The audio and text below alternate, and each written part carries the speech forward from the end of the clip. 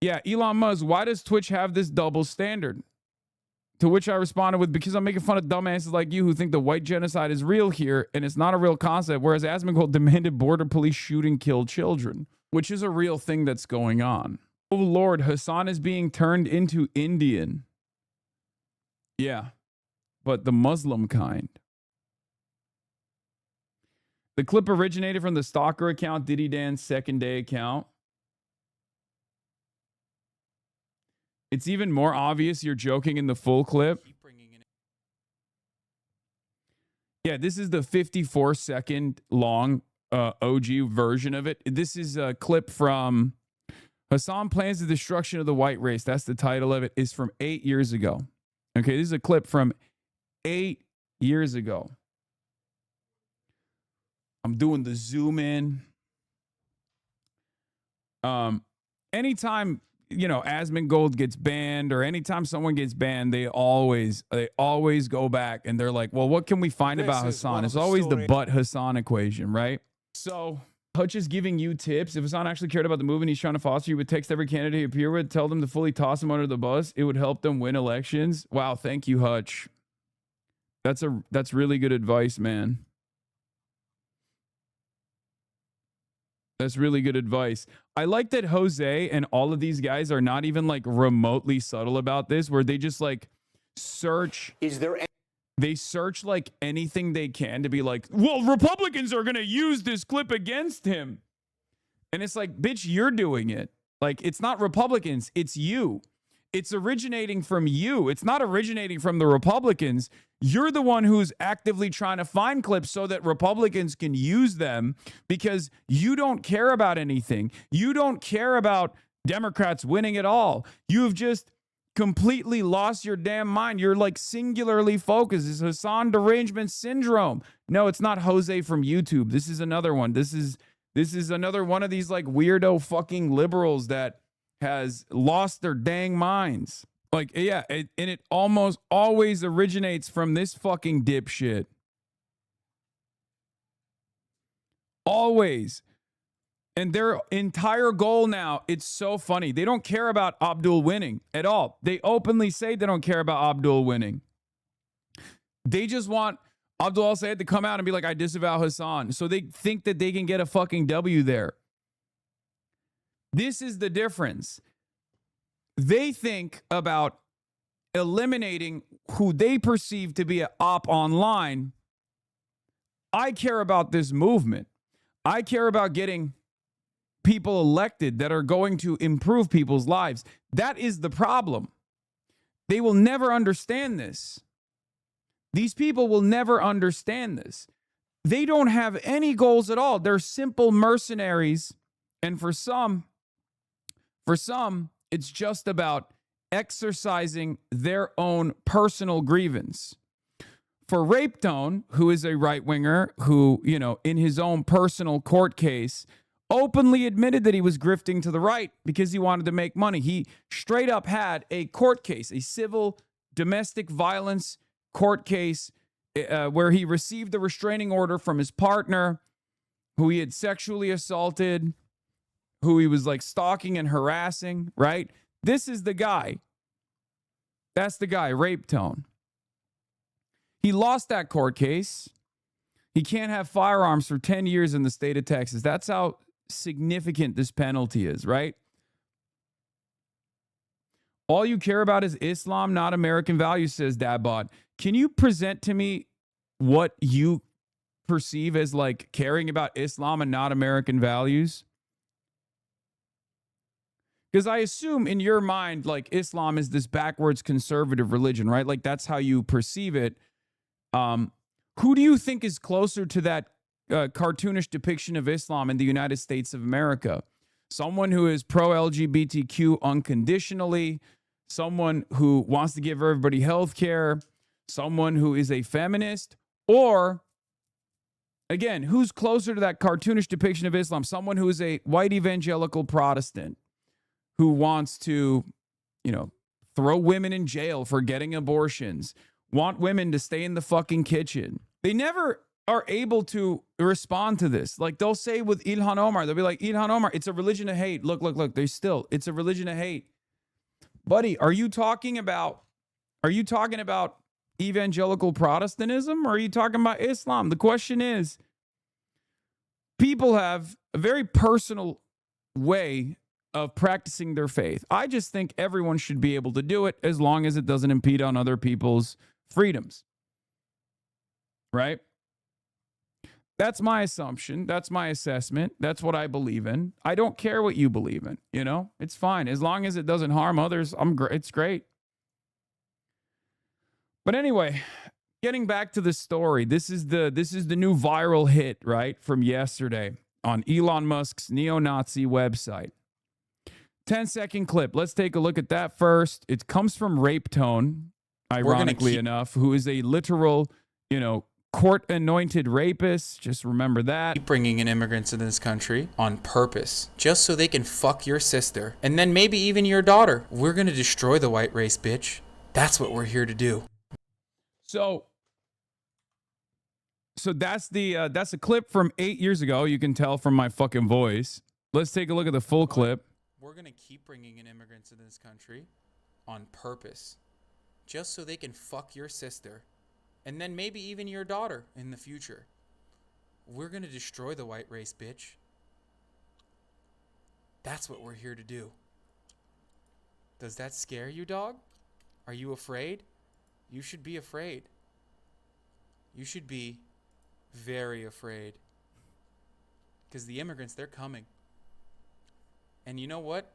They can actually dance to a beat, unlike your fucking Mayo ass. Okay? Irresistible. Irresistible. They will charm the pants off of your mom. They will charm the pants off of your sister. It's over, dude. It's a fucking wrap, dude. So, once again, it's obviously, the dancing bit is how I know it's a joke. Come on, dude. It's not a real concept. White genocide is fake. It's not real. The Great Replacement is obviously not a real thing. Okay? It's not. What these guys oppose is miscegenation because they're white supremacists. There's no way to, whiteness is purity, is genetic purity politics. And the only way to create genetic purity is if you make it illegal for people to consensually engage in the act of miscegenation.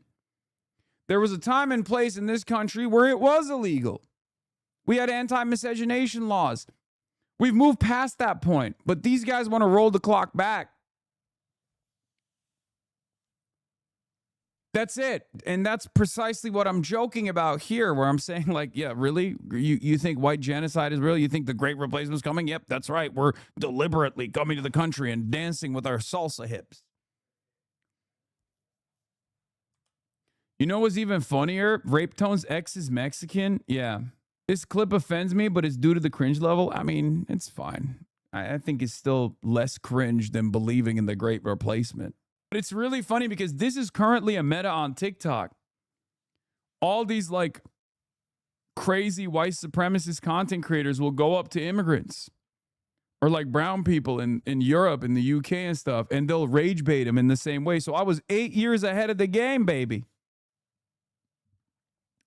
It is very funny that they're looking at this and be like, terrifying. This is fucking terrifying, dude. What the hell? For the olds, make sure you say trend and not meta. For the olds and the young, this is what I gotta say. Legalize comedy. Okay. Oh, is that funny? Oh, that's funny to you? Well, in my worldview, I think all immigrants are raping white people. Then it's not so funny for me. It's okay, but that's your problem. You're a psycho. What do you mean? The fuck? You know what I mean? Kind of feels like that's a you issue, It's true, and thanks for clarifying that. But I guess people will see it and be like, wow, that's it. He admitted his secret goal or something. I don't fucking know. It's kind of wild.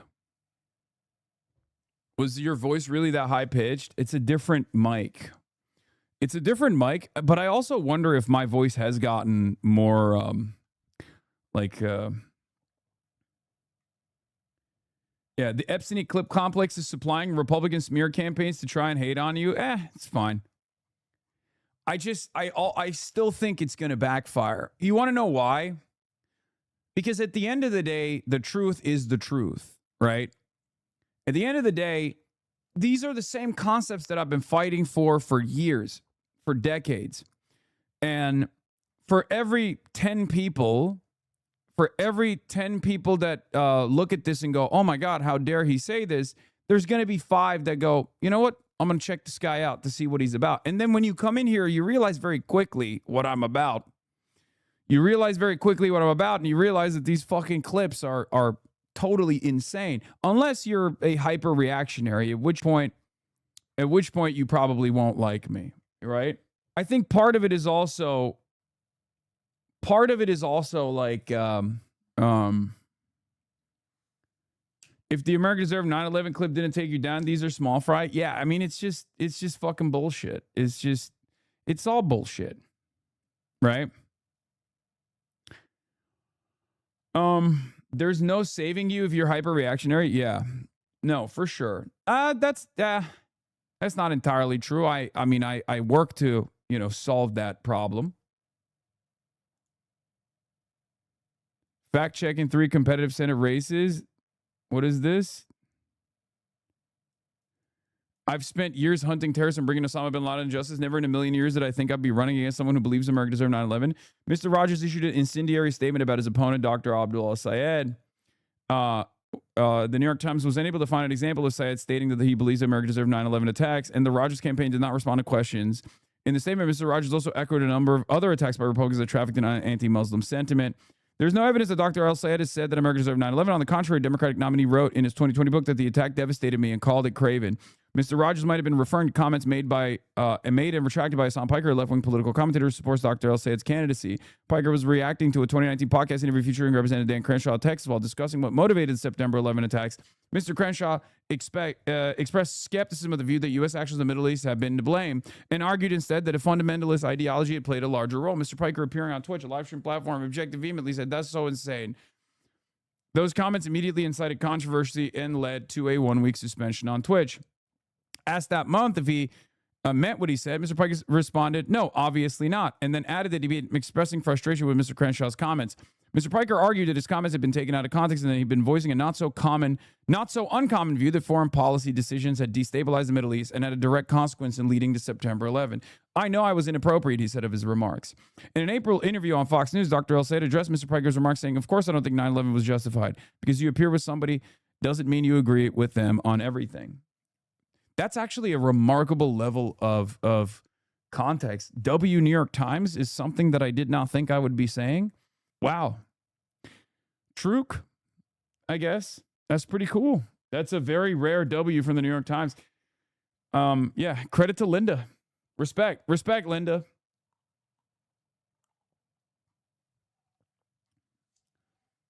I said we totally did. We brought it upon ourselves. That was what the follow-up was. So even in that immediate moment, it's like pretty obvious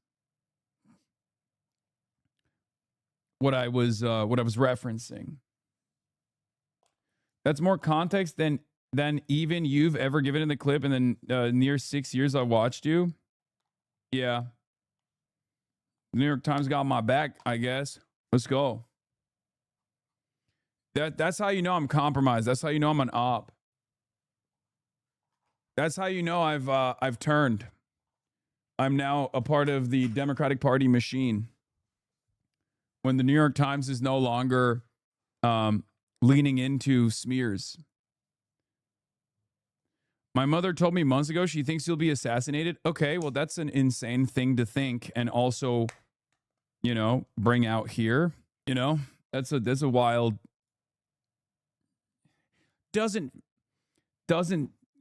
feel great to hear it. That's definitely.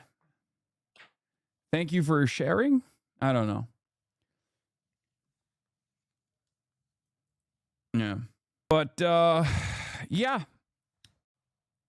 That's cool that the New York Times offered that context. And now you have context for this. If you see this clip outside in the world and people are blasting it, now you know. Now you know where it comes from. Okay? How do I download this clip? I don't even know how to fucking download clips. But yeah. All of your cheek. Is not insane at all. What are you guys? Shut the fuck up, dude. Jesus Christ. What the fuck's wrong with you? It's not insane at all. I fully expect you to be assassinated, and I've been freaking out about it. I wish you'd take more security measures. What the fuck's wrong with you, man?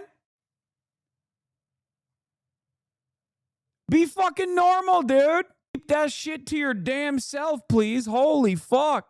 God damn. Some of these are inside thoughts, okay? Wait. I didn't see the context. How can I see your explanation again? Easy. Just subscribe. Now motherfuckers are saying I'm being selfish. I need to beef up my security. You don't know what kind of security initiatives I have. Okay? Why would I reveal what kind of security I have? Like, what is going on here, man? Can we just stop being so fucking parasocial, please? For the love of Christ and all things holy, for the love of Allah, please. Just can we stop doing this? This is one of the problems with this medium. It's just like it's so interactive. Sometimes it's too interactive. You know what I mean? Motherfucker says stop being selfish and beef up your security. One, how is that selfish or not? Two, like I get it, you care about me, but you're being ridiculous. So please stop. Stop freaking out. We're gonna freaking me out. Anyway, can I start a petition for Friend Slot Fridays? It was so much fun. I loved Friend Slot Fridays.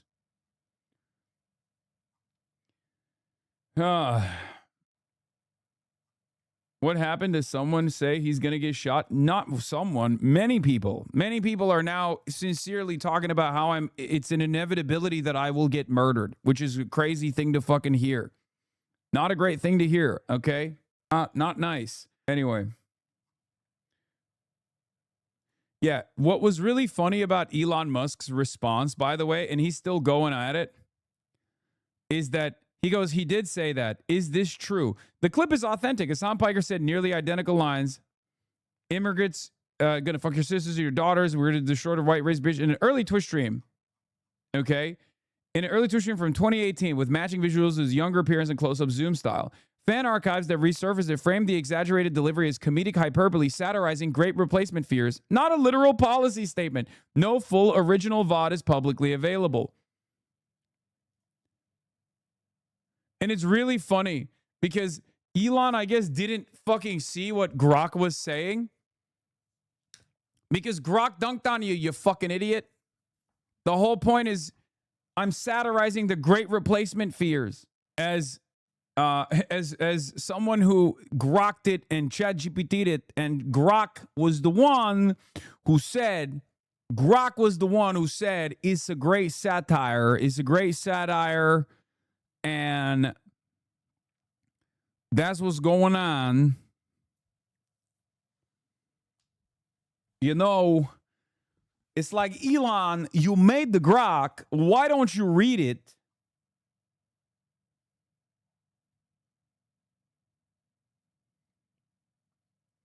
But it is funny that they're going through my controversies over and over again. I have the VOD. erob221 mom. Yeah, I mean, I'm pretty sure it's out there somewhere. I don't know why you're like, I have the VOD. I have the full context of the clip. I showed it. Debate erob first. No, I will never debate him. His mental prowess puts fear in my heart. Okay? He will fucking destroy me. He will reveal that I am a charlatan. These conversations happening one after the other in the same exact spot. This is descending into Lord of the Flies. Ooh, who do you think Piggy is? Be so for real. Ooh, Austin. He's out. We'd murder him and eat him. I think I would cannibalize Austin even if we were okay, you know? We hadn't reached that point. Yeah. He would be popping off and be like, you know what? That's enough. Someone pointed out that Hassan is more food. Just quickly, Hassan, there's going to be a time when tough decisions have to be made in this game. Okay, so we're killing Austin, right? What? I'm right here. All right, let's get across that bridge. What are you talking about? Tough decisions are going to have to be made. Well, let's get rid of one of the women. I don't know why we would do that. There's no place for misogyny around these parts, mister. I'm not being misogynistic. I'm just saying one of the women we should, you know? Oh, so women are dead weight. Huh? No. I just think that they're I think that they would get rid of us. So we have to get rid of them first, right? What is this? It's funny because they were apparently. This was really funny, yeah. Grab, use, throw, drop. Oh, thank you, Jesus. What? Okay, I'm gonna kick this Why motherfucker. did you do that? Fuck you. No! Fuck you and fuck that music. Austin, we needed that for the game. Austin, we literally can't do the next challenge without it. We can't get the next baby. What? I don't know what you guys are talking about. I cannot believe you just did that, bro. You can't believe you did that. It's so funny. He just kicked it. He's just like, fuck this music. This makes me excited for my 30s. Okay. All right. Anyway, let's get back to real shit. Let's get back to the real world. Fox News will clip anything. Guys, this is not a real clip, by the way. Upbeat. Come on. Upbeat. That is controversial, and far-left streamer Hassan Piker, who has built a platform.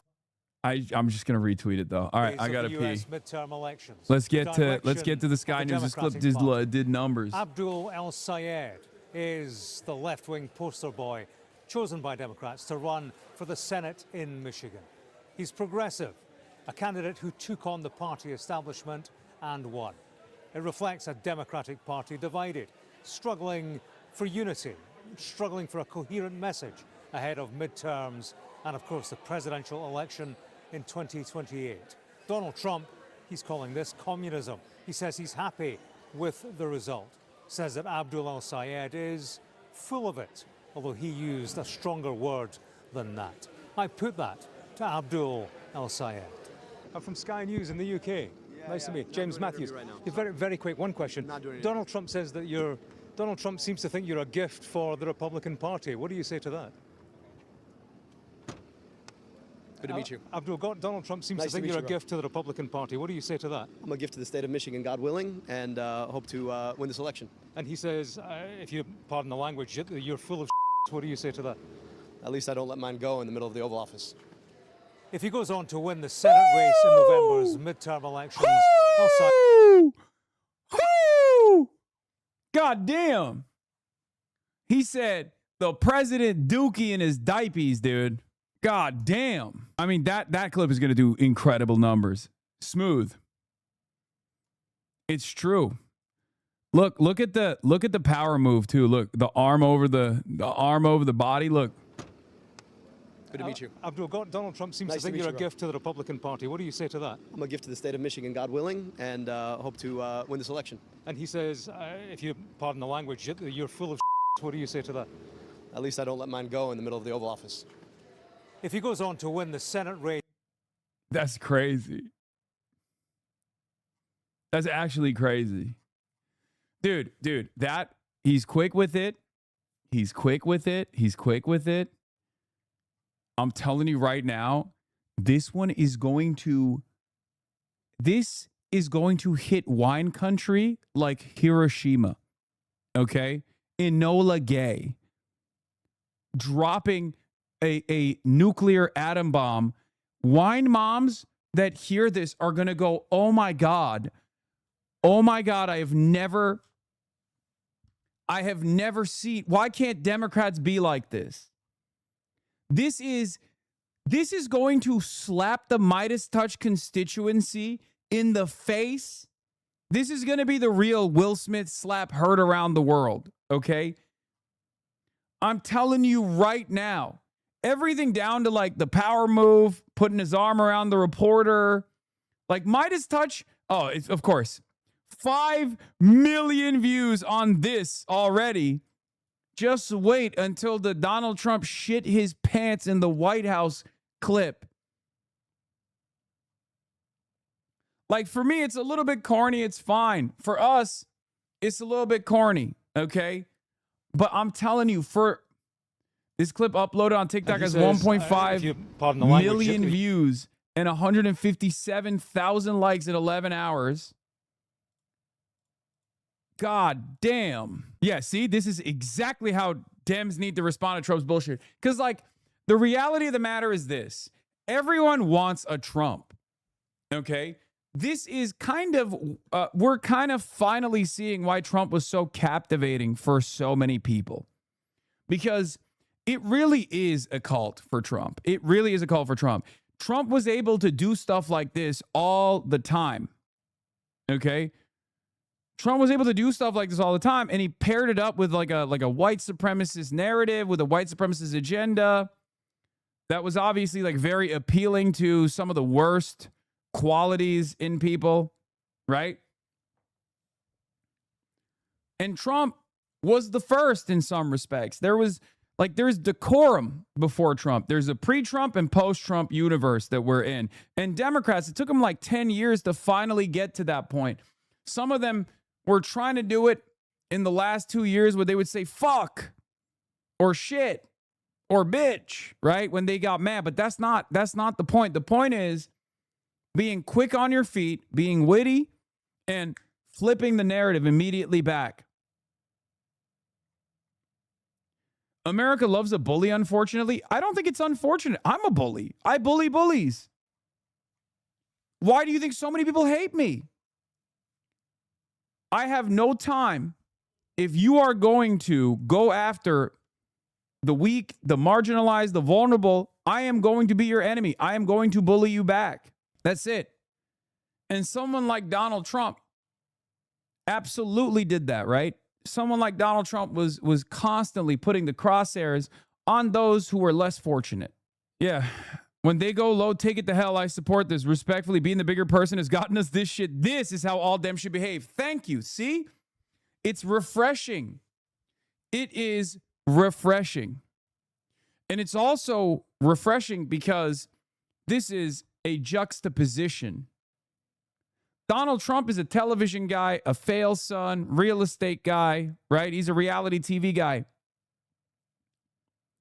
Abdul Sayed is a doctor, a Rhodes Scholar, someone who worked in public health. So that is catnip for a specific part of the Democratic Party's fedayeen. The fact that you have a Rhodes Scholar who went to Oxford, 2 degrees, who's worked in public health, who's been a public servant, turning around and just dropping that. It's great. I'm just glad that the person doing it is also a person whose policies I align with. You know what I mean? A person who I trust. He's buff. He's handsome. He's witty. And on top of that, he's got great policies. It's perfect. It's another Zoran moment, you know? It's another Zoran moment where I'm like, oh, thank God. Thank God we got some folks, you know? Thank God we got some people that can basically do what we have wanted for years. Because a lot of the, this is also like a part of what Bernie was incapable of doing. Like Bernie is Bernie. He's straightforward. What you see is what you get. He's a bit of a curmudgeon. He's very stubborn. He's only advocated for the same things over and over again for 80 years, right? So he didn't have that, you know, television ready quality. And I guess part of that is because he was from a time before television, ironically enough, right? This, on the other hand, absolutely brings into the fold the millennials, the Gen Xers, the wine moms, the people that are so goddamn sick and tired of Donald Trump's behavior, Donald Trump's violence, Donald Trump's corruption, his cruelty, someone who can actually take it back and slap him in the face with it. So yeah, I saw this early on, obviously, when I first linked up with Abdul, but I think many other Democrats are going to see this as well. Many other Democrats are going to start to recognize this as well. They're going to say, this is our guy, okay? This is our guy. He has all of the qualities of uniting different subsects of the base. For the bros, he works out. He also is no nonsense, no frills, right? For the low propensity voters who are anti-establishment voters, you know, the people who want to like shake things up, he's got the policies, he's got the vision. And for the regular Democrats, the ones that are the Democrats that vote for the mythical moderate, he's got the anti-Trump. He's got all the anti-Trump qualities. You know what I mean? Like he knows how to slap him back around. So yeah, I'm not very worried, but I will say this. For all of these centrist consultants, what did we see that you couldn't? Okay? What did we see? What did we all see in Abdul that you couldn't? Because if you were to ask me at any point in this campaign, I told you I was very confident about his chances, and I still am very confident about the general too. So if you're wrong all the time, and you're wrong professionally, at some point you got to eat humble pie. Is it the paychecks that you're getting that makes you blind to this person who's able to captivate a unique coalition of voters that is the secret sauce? Same with Zoran. You didn't see it with Zoran. You said Zoran's going to be a failure. You said Zoran is going to fail. He's too radical, you said. You said New York Jews will oppose Zoran, that he's anti-Semitic. He wasn't, but you said it nonetheless.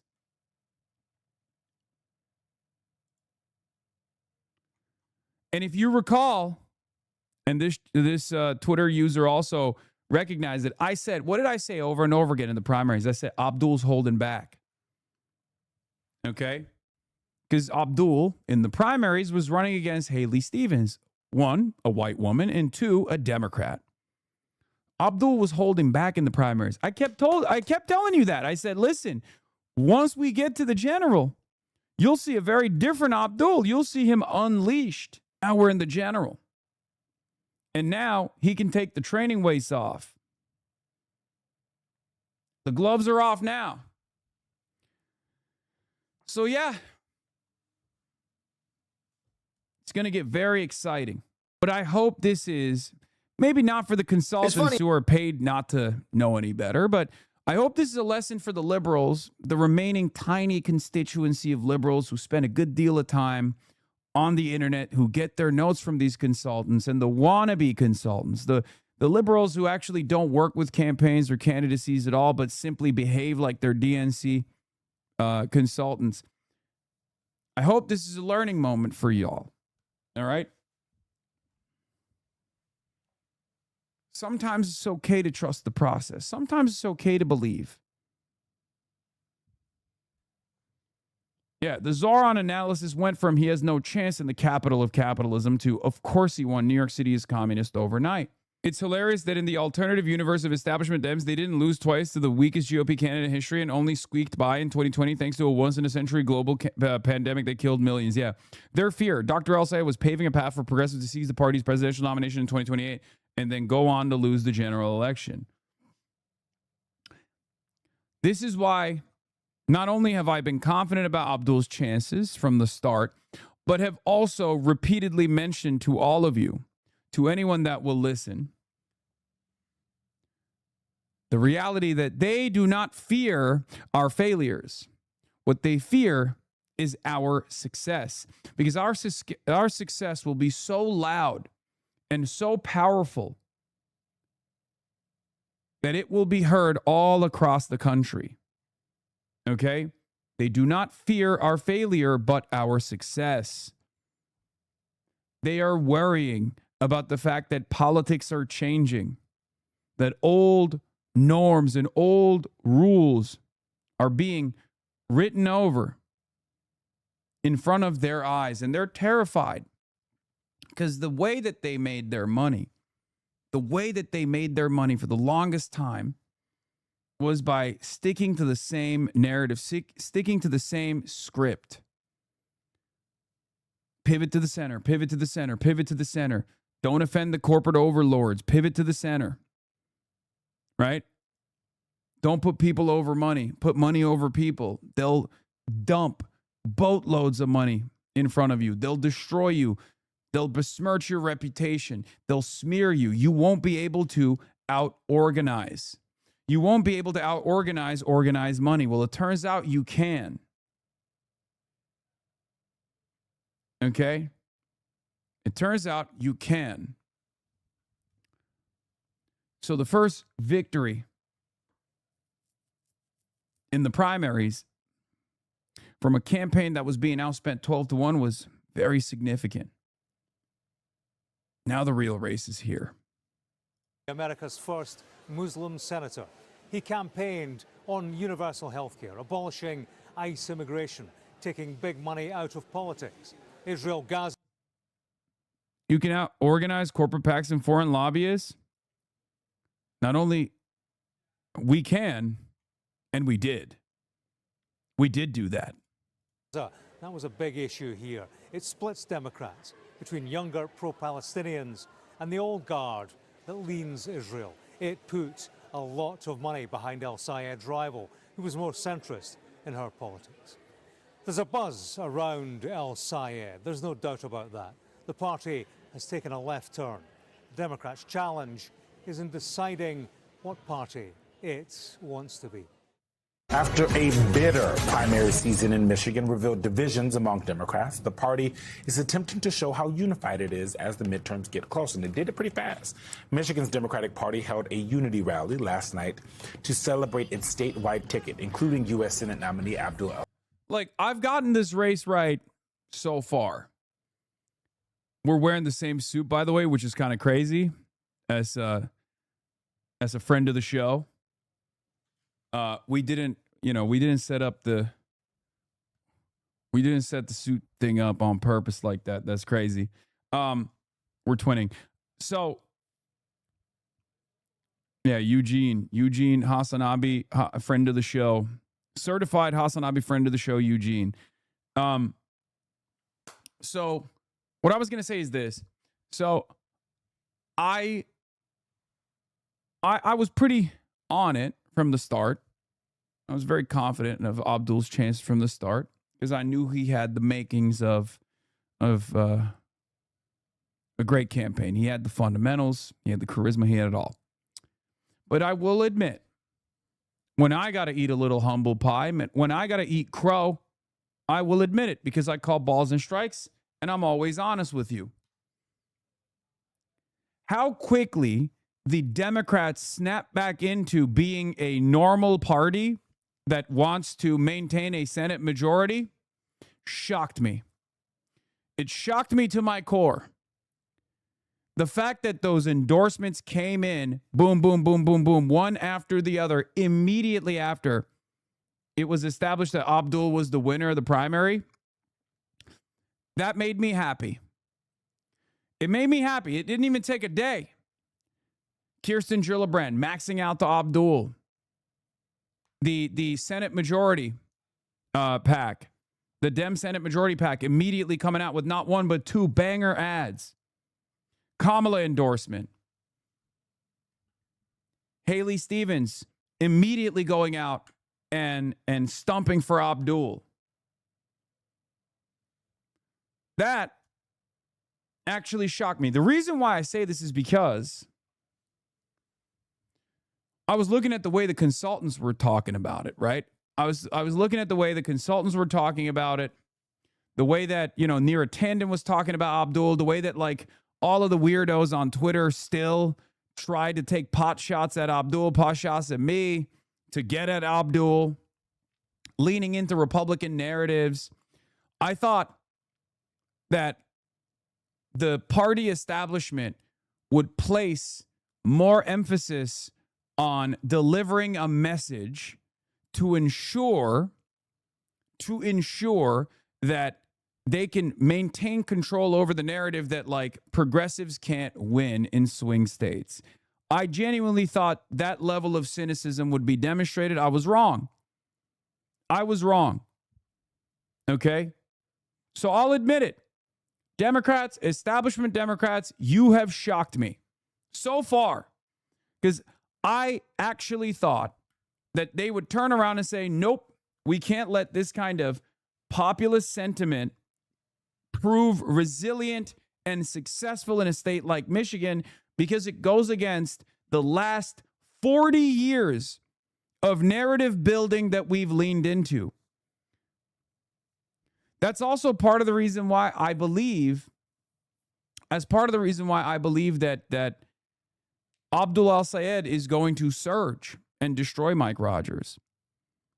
The Democratic establishment putting their weight behind Abdul creates this unbelievably powerful force. This unbelievably powerful force that is an antidote to Trumpism. Okay? Because the reality of the matter is you still need the money. You still need the institutional backing. It's just a lot of people don't realize that. They think, oh, no, we can do it. We can do it our way. You can do it our way in the primaries, but you still need it. And especially, and what you don't need is your supposed allies, the Democrats coming after you aggressively, right? You don't need that. That's not good. That's not healthy. That made Zoran's chances far more difficult in the New York mayoral run. If you recall, I mean, Andrew Cuomo coming out with the rest of the centrist establishment Democrats and the entire weight of the Republican Party attacking Zoran Mamdani made that race far more difficult. Okay?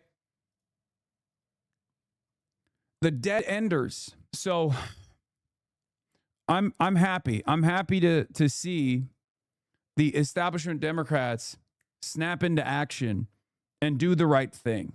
Now, there are those who oppose it. There are those who oppose this. There are those like Third Way, like that Michael De La Rosa guy. There are those who are now continuing the grift and slowly but surely presenting themselves as opposition to the Democrats.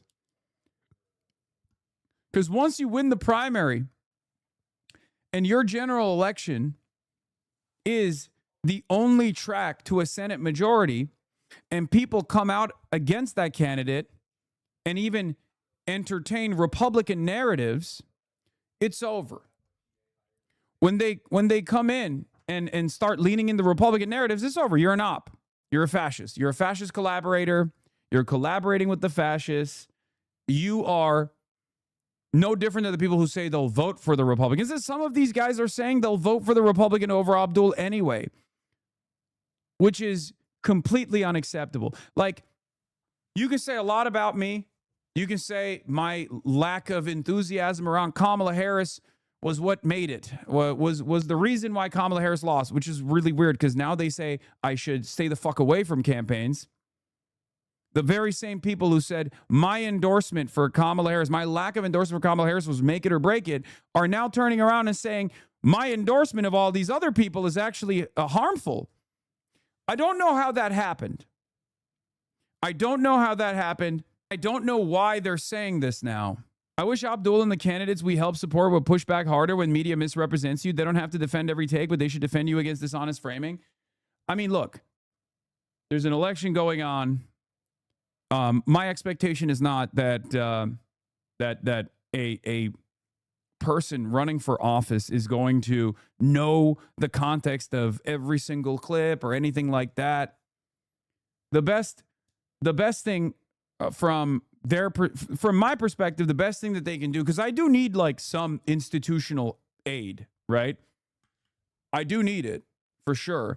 The best thing they can basically say is this: look, this is a medium that makes itself readily available. This is a medium that makes itself readily available to clips out of context. This person is a shock jock. You're not going to agree with everything he's saying, and I don't either. But at the end of the day, the Bernie answer was the best one, where it's like, look at the totality of what this person is advocating for and understand why he's popular. He's not popular because of the clips that you're presenting here. He's popular because he is pushing for the same message that we've been pushing for years and years.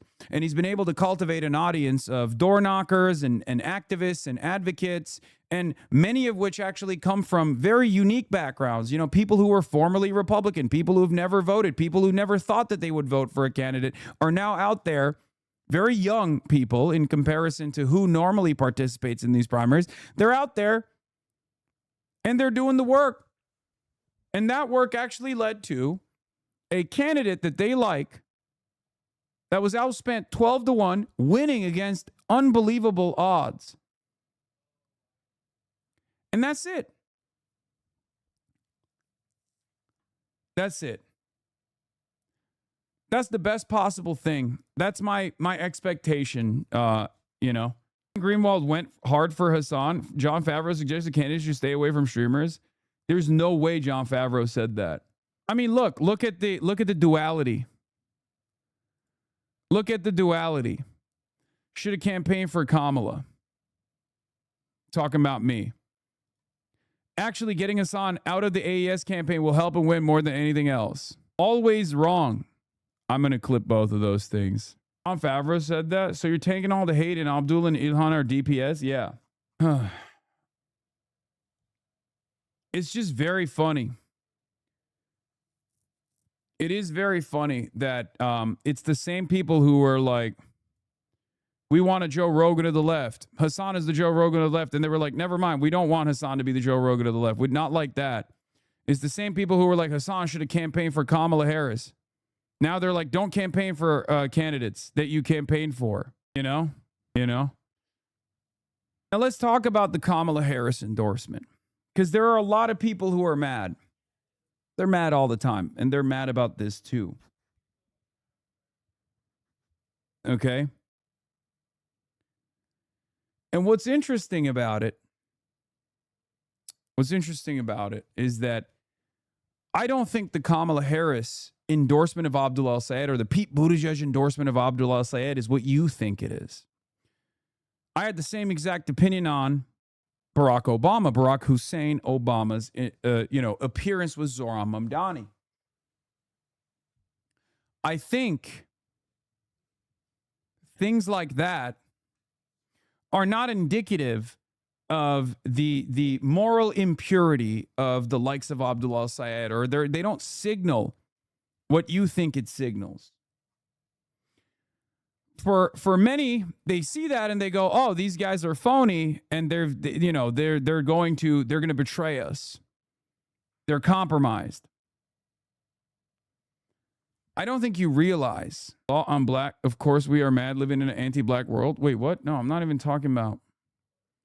No, this has nothing to do with black people. I'm talking about like the leftists. Like there are leftists out there who are like very anti-Kamala. I mean, I'm obviously very critical of Kamala myself.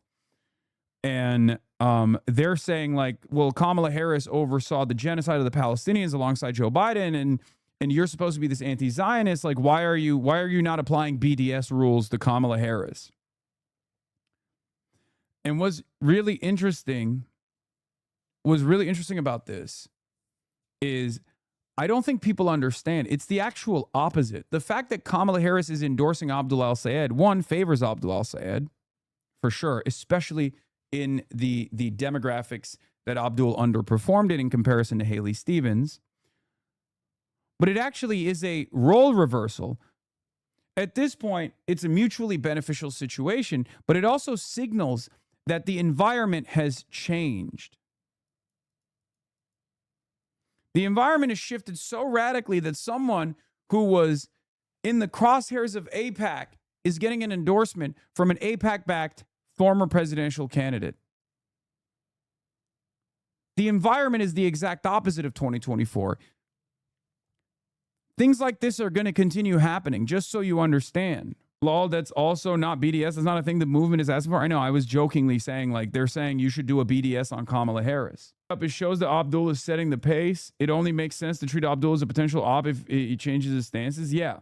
What is this? Damn, he's so good at this. It's such a shame he's wasting. Dude, stop. Dude, guys, no more. No more of this person, please. I don't want to hear this person.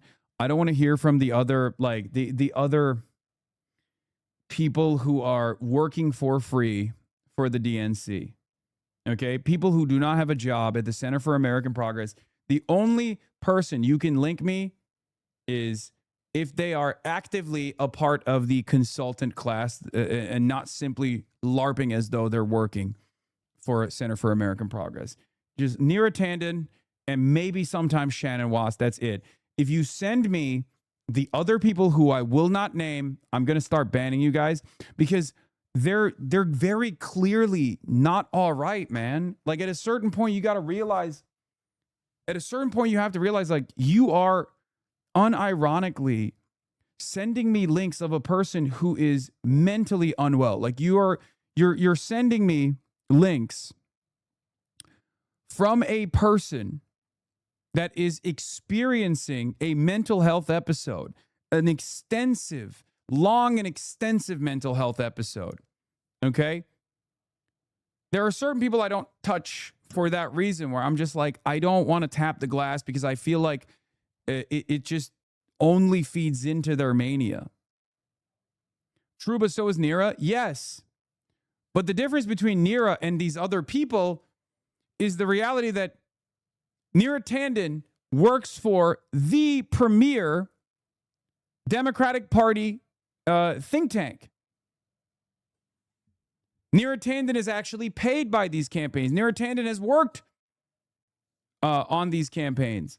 Like this person should never be mentioned ever again. I don't think they're not all right. You guys are looping in random Twitter users thinking that they work with campaigns and candidacies. Like that's not the case. Like these guys are in some respects just channeling the same frustrations that Neera Tanden is exhibiting, but they're not relevant figures at all, and it's very clear that they're also not, having a really easy time at it. So I don't think you should pay them any attention unless they're paid, unless they're mercenaries that are paid. We should shy away from focusing on them. Okay, Neera Tanden, on the other hand, she's paid. This is her job. So she commands the attention of very powerful people and very powerful forces in the Democratic Party. Random teenagers on election Twitter do not. Your tweet, you're missing a word. No, I fucked it up. It's so funny that these people. Anyway, like this is look, they're in here. Like this person probably watches. Look at this. They fucking responded to me. Did you boost AES to victory? Does nobody have any idea who you are? Like, I think for the sake of this person's mental well-being, a block is what is necessary. That's the former fan, right? That's the one. That's the one that was that took a photo with Kamala Harris. We're going to put this to bed. We're going to put it past us. I think I'm helping potentially save a life here,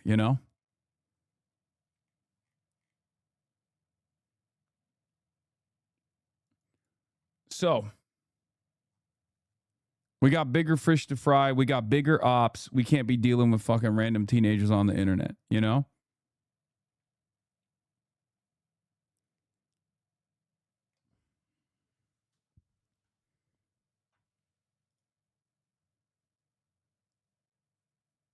And I think some liberals get it. I mean, the Pisco guy, I've seen his clips. This is what popped up on my timeline just now. Like, he gets it, right? There are some liberals who understand it, where they're like this is a which side are you on moment, right? Are you going to side with the fascists? Are you going to coalesce around the fascists? Or are you going to broaden the tent? Are you going to join the fight on the anti-fascist side? Bro, you're falling for it again? I can say this is a big fear, but there are Look, man, I'm not asking you to hug and kiss every goddamn liberal who recognizes the danger of Trumpism, okay? I'm just saying my expectations are low. My expectations from liberals oftentimes are low. And when they actually outperform my expectations, I'm going to give them credit. That is the fucking environment that we're in. We can't just like cast aside people, okay? I'm not saying become a liberal. I'm just simply stating that there are some liberals who understand the danger, who understand the danger of fascism, who understand the danger of Trumpism, and are saying like, you guys are being fucking ridiculous to other liberals who do not. Because the reality of the matter is, I am fine with people who I have significant disagreements with, as long as they recognize the real danger of Trumpism, as long as they recognize the real danger of the Republican Party. I know that's a low bar to set, and maybe the bar will get higher as the environment changes, okay? But we need all the numbers we can get. We need all the numbers we can fucking get. We need it. We can't do it on our own. And that's precisely the same reason why I say, like, you know, the Kamala endorsement is good. It's not a bad thing. It's a good thing. It's great. Now, I wouldn't say the same thing about, you know, fucking Liz Cheney or some shit, right? But it's not necessarily, this isn't about, like, movement building isn't about developing an echo chamber. It's about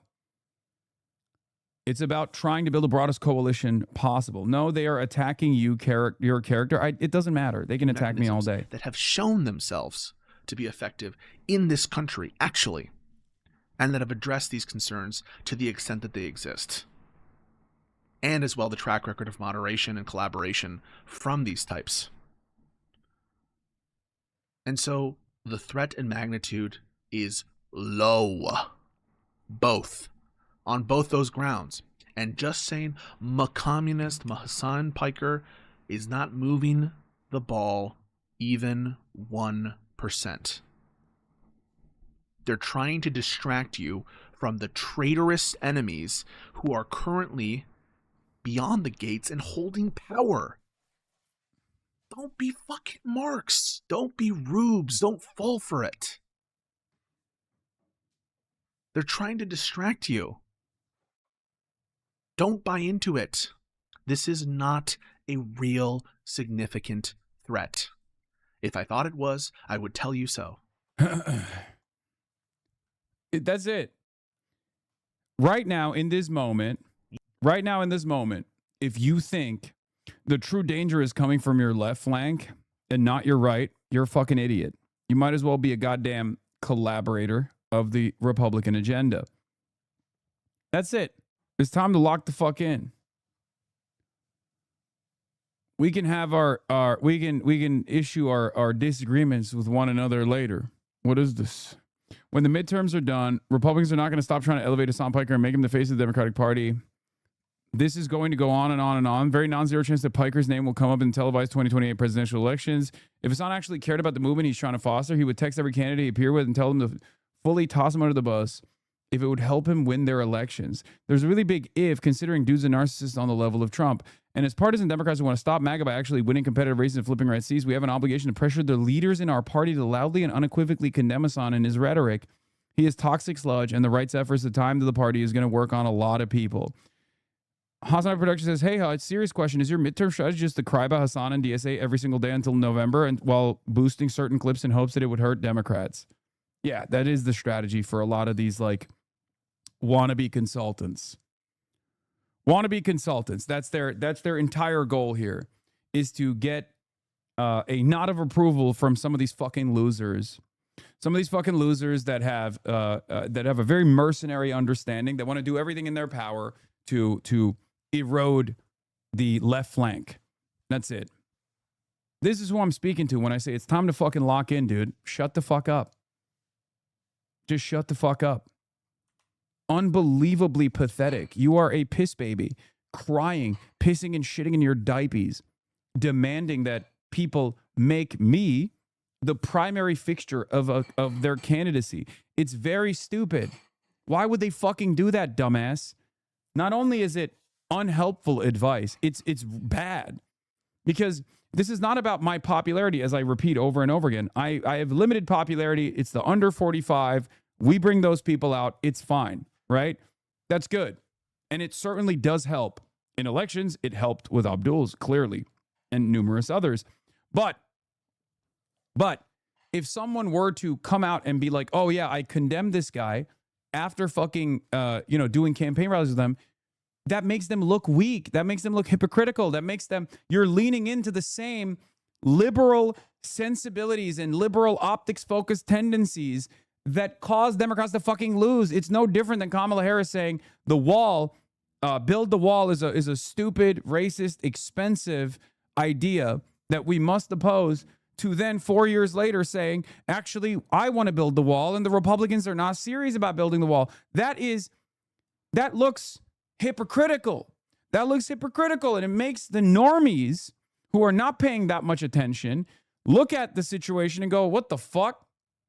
What do you mean? You said you like this guy. You said you campaign with this guy. You said you don't agree with everything that he said, but now you're saying you disavow him.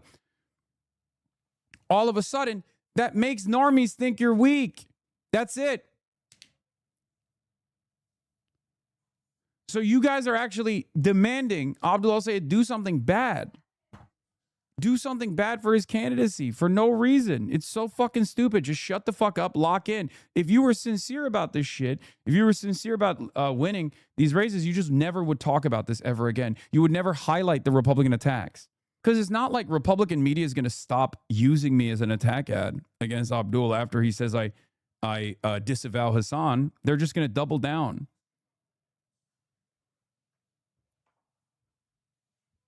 They're just going to double down and say, see, why did you bring this terrorist? Why did you bring this fucking terrorist on the campaign trail if you were going to end up, disavowing him later down the line? I don't think these guys understand. Like, there is a Machiavellian attitude that you can demonstrate that would require you to shut the fuck up about me for 3.5 seconds, but you can't do that because you don't care about winning elections. This is just you entertaining another fucking Twitch streamer's beef. A kick streamer, not a Twitch streamer any longer. These kinds of attacks have shown to be unsuccessful over and over again. You just want it to be successful. That's it. You don't care about Abdul al-Sayed winning, or you are fine with him losing as long as he just fucking becomes another vector of attack against me. It's very strange. Very strange behavior.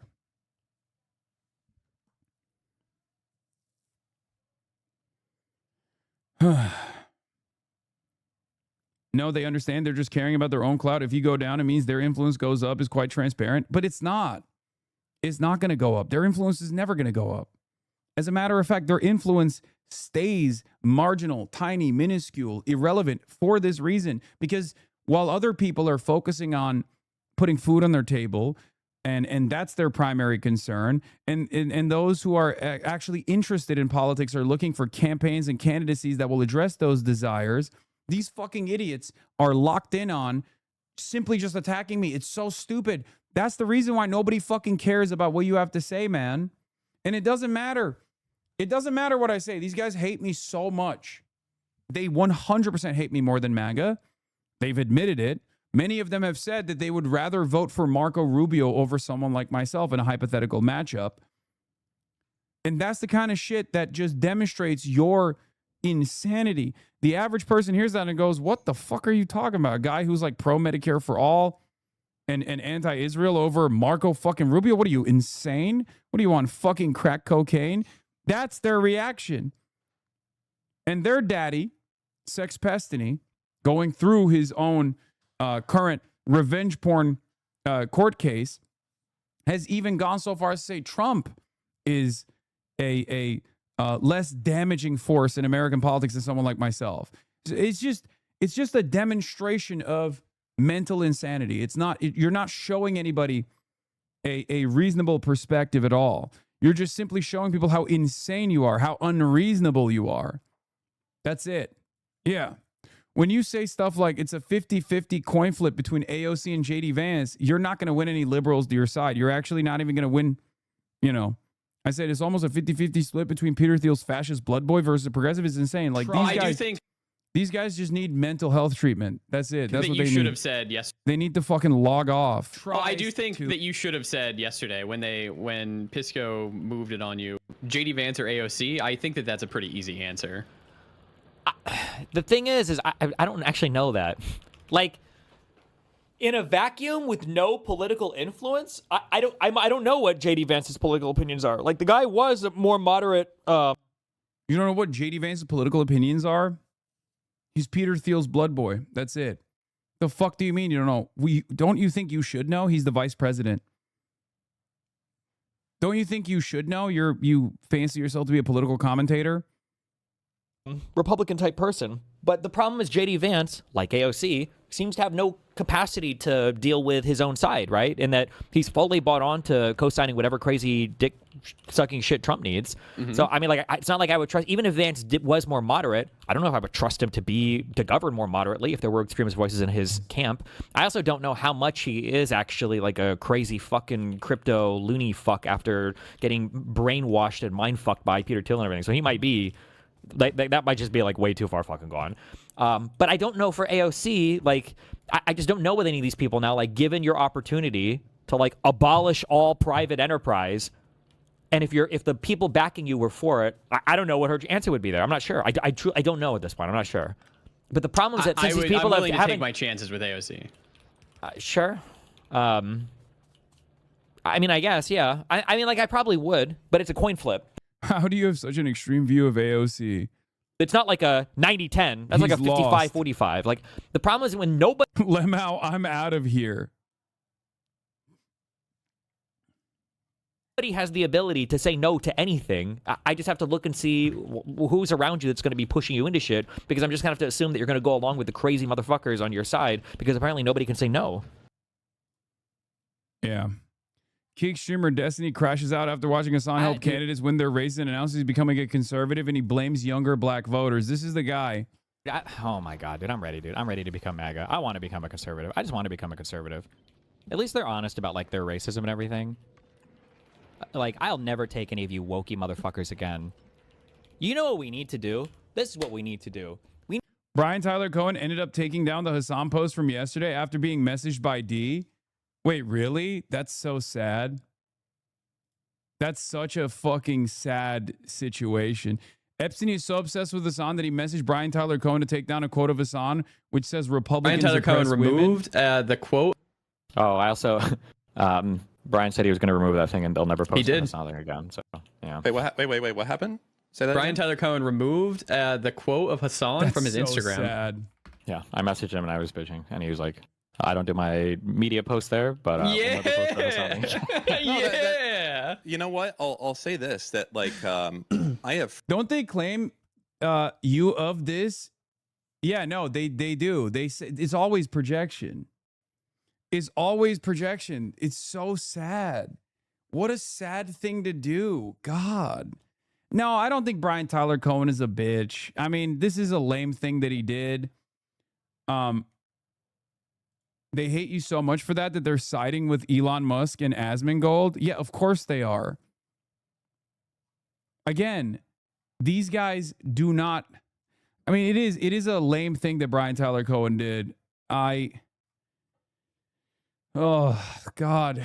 Imagine this being your primary political victory, that you got Brian Tyler Cohen to remove a fucking post. This was the only thing he took down, by the way. It was literally anti-MAGA. No, I know. This is the... Yeah, I said, it's not Islam that's subjugating women in this country, it's Republicans. And he posted that. I think Brian Tyler Cohen is still... At the end of the day, he's not in opposition to Zoran. He's not in opposition to Abdullah Sayed. He's just a fucking straight up establishment Democrat who is way more comfortable with left flank candidates than these other fucking guys are. So if their only goal, if these guys' only goal is to literally come after me, then that's fine. Who cares? Let him be fucking distracted. Okay? It is also very funny that this was in Epstein's community and it's in Hebrew. I was like, why is this why is this post in Hebrew? And then someone was like, oh, they took this screenshot from the Destiny subreddit.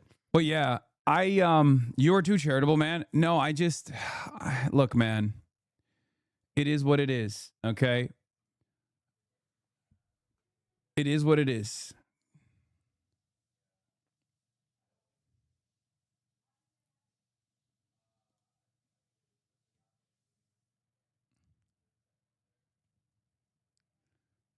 Yeah.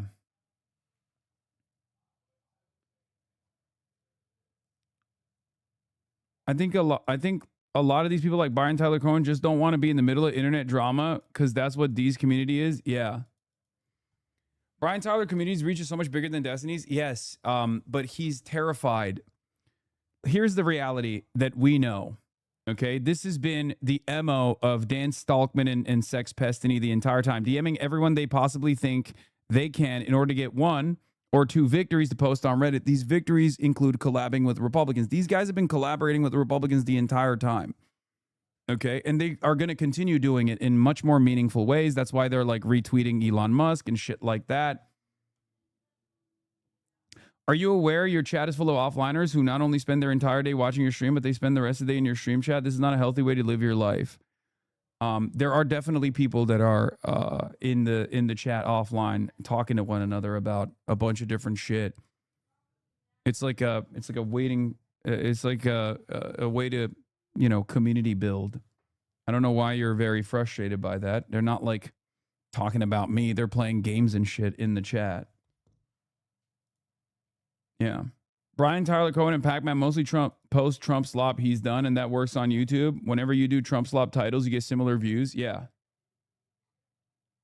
We should actually sneakily title all of it like Trump slop style, because that kind of like anti-Trump liberalism works so well.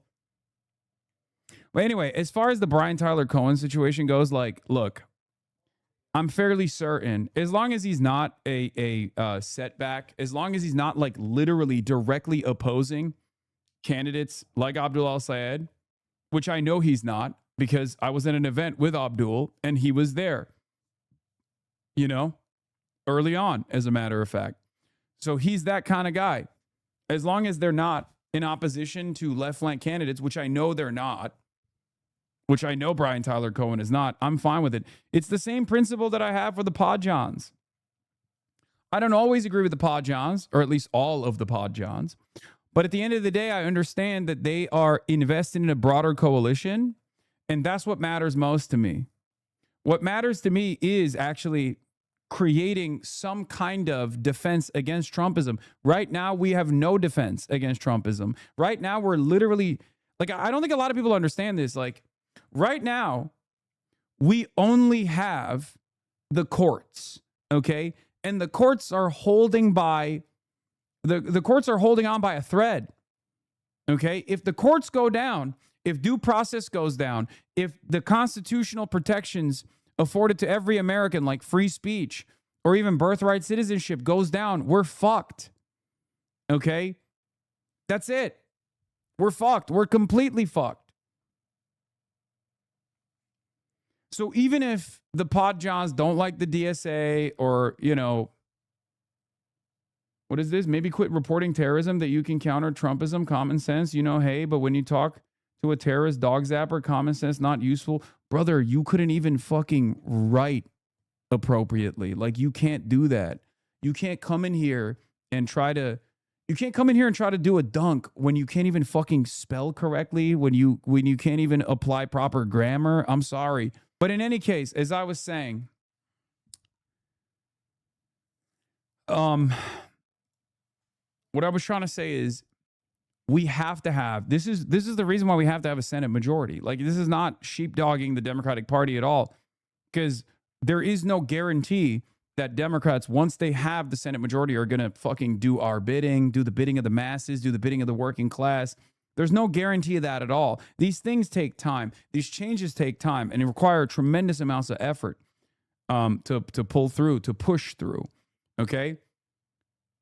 But having said that, we need to at the very least, put up another line of defense against MAGA. And yes, that line of defense comes through the Senate majority and the majority in the House. Okay? Democrats need to control the legislative body. And if they don't fucking do our bidding, once they have that control, we'll fight back. And this time we'll have some allies on our side inside of the legislative body. Okay? But it's still a far worse predicament not to have that majority. It's still a far worse predicament to just simply hope that the courts remain resilient, that the courts can actually still operate as though they're working, as though they're functional. We do not have the time, and we do not have the capacity to wait it out when you got the government talking about blacklisting communists, blacklisting socialists, which range ideologically from someone like myself all the way to fucking Karen Bass. When you got the Trump administration utilizing the FEC, utilizing the FTC, utilizing the regulatory bodies as a way to never really do their regulatory purpose, but instead to attack critics of the administration. It's like, this is a terrifying moment in time that we're in. I don't think people understand that. I don't think people are comprehending exactly how bad things are.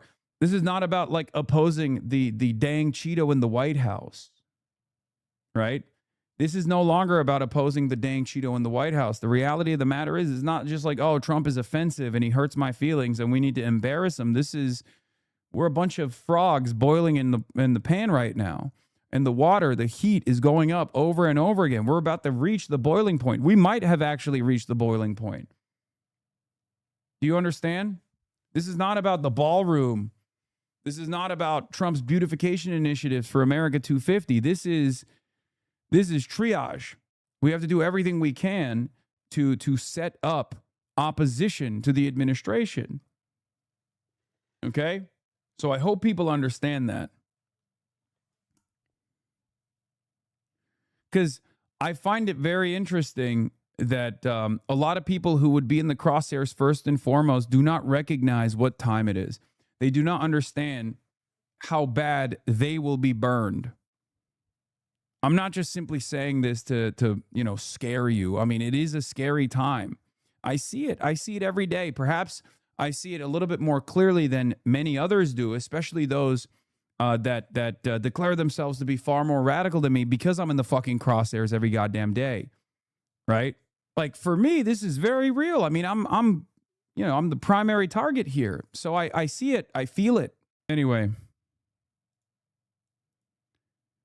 Brian Tyler Cohen not shedding his association with Sex Pestini despite clearly knowing who he is and being aware of his in progress civil suits in his red flag sexual deviancy. Yeah, that's not great. That's not great. I mean, he's always been this fucking Destiny has always been this fucking weirdo, right? He's always been this weird guy. But I guess these guys see him as like a reliable ally to a certain degree. I don't know why. I don't know what the fucking calculation is there. But I suspect the reason why Brian Tyler Cohen is like taking his notes from a dude who's currently going through, an ultra-Zionist who's currently going through a revenge porn case, is because he doesn't want to deal with the backlash from his community, because his community are serial harassers. They're sending a message every time they do this shit to me. They're sending a message to all the other people too. They're saying like, look, listen, you don't want to be in the crosshairs. We'll do everything we can to make your life a living hell. I mean, this is a cyber stalking, Gamergate style operation dedicated entirely to one guy, right? They don't even hide it. And I guess it's understandable. It's a little insecure. It's a little pathetic. It's a little cowardly to just, say fuck off and move on with your life. But I guess it's not like Brian Tyler Cohen is a big fan of mine either, especially because I called out Chorus early on. And we obviously had a somewhat of a blow up when one of his Chorus content creators was just like actively shitting on Cori Bush. I was like, that's completely unacceptable. He was like celebrating Wesley Bell. Cohen removed the quote of Hassan from his Instagram. It's just sad. I messaged him when I was speaking, and he was like, do. I don't do my media post there, but yeah. Yeah. You know what? It's somewhat pathetic for Brian Tyler Cohen to like respond to Sex Pestini in this way, but it is so much more pathetic for these guys to just like fucking celebrate this as a major W. Like, who gives a fuck one way or another? I didn't even know that he had posted me. I'll say this, that like I have friends and they're not plugged in, and I'm like, well, what do you do for politics? And they all say like Brian Tyler Cohen. That's it. Yeah. And it's like, okay, this guy is an important guy to get for normies. Like yeah, see? They're like we did it. We fucking did it. We fucking did it. Major victory for you guys, man. It's so fucking sad. Anyway, so I urge the liberal consultant class to no longer give opportunities to the likes of Mike Rogers. Okay? They won't stop because their enmity is directed entirely at me. But, you know, I hope they'll fucking wake up from their stupor. That's it. That's it. You may not know how much of a bag BTC gets a month. It might not be 12 million, but it is something. When they came after you, they couldn't shut off your money faucet. But if you weren't funded by your viewers, it may have been different. I know you walked away from a bag, not tempering your speech. Yeah. Donald Trump was called a pedophile on Fox News by a guest who the Fox News host had on for a segment. And then after this guest, absolute Chad, by the way, started calling him a pedophile protector, talking about the Epstein files, his possible involvement in the Epstein files. The host then quickly rushed to try to get him off center stage. I want you guys to take a look at this clip. I'm actually just going to go ahead and play you the short form video that I posted. If we're going to talk about children being raped, then we need to hold this pedophile president, Donald Trump, accountable. Holy shit. I want to know who this guy is. I think we all need to know who this guy is. Apparently, he's a Democrat running for some office somewhere. We need to find him. We need That's crazy. I'm to know his name, and we need to know where he's running. Okay? Because let me tell you, his name is Oliver Larkin. God damn. He just knows like every fucking minutia. He knows every goddamn anti-Trump. Yeah, he's running in Florida 25. Now listen, he's DSA endorsed. It's Oliver Larkin. He's running in Florida 25 against one of the most right-wing Democrats in the country, Moskowitz. But what's wild to me is he's so fucking knowledgeable about every little thing that Trump has done, down to the fucking wire, down to the goddamn bone. But then he's just like so oblivious to the left flank candidates that he would be actually very, very well aligned with. Told me maybe 5 years ago that Trump would be getting called a P3DO live on Fox News. P3DO, Jesus. Fuck, I don't know if I would have believed you. So, yeah, really, really interesting. You could just see how that host was freaking out. You could just see how hard his question backfired.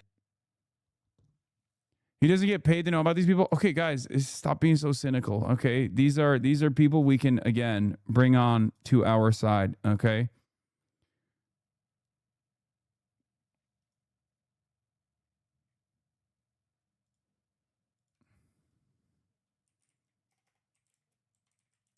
That was get Asmongold's name out of your mouth, you fascist. Wait, what? I wasn't even talking about Asmongold. What the fuck? But you're an Asmongold fan?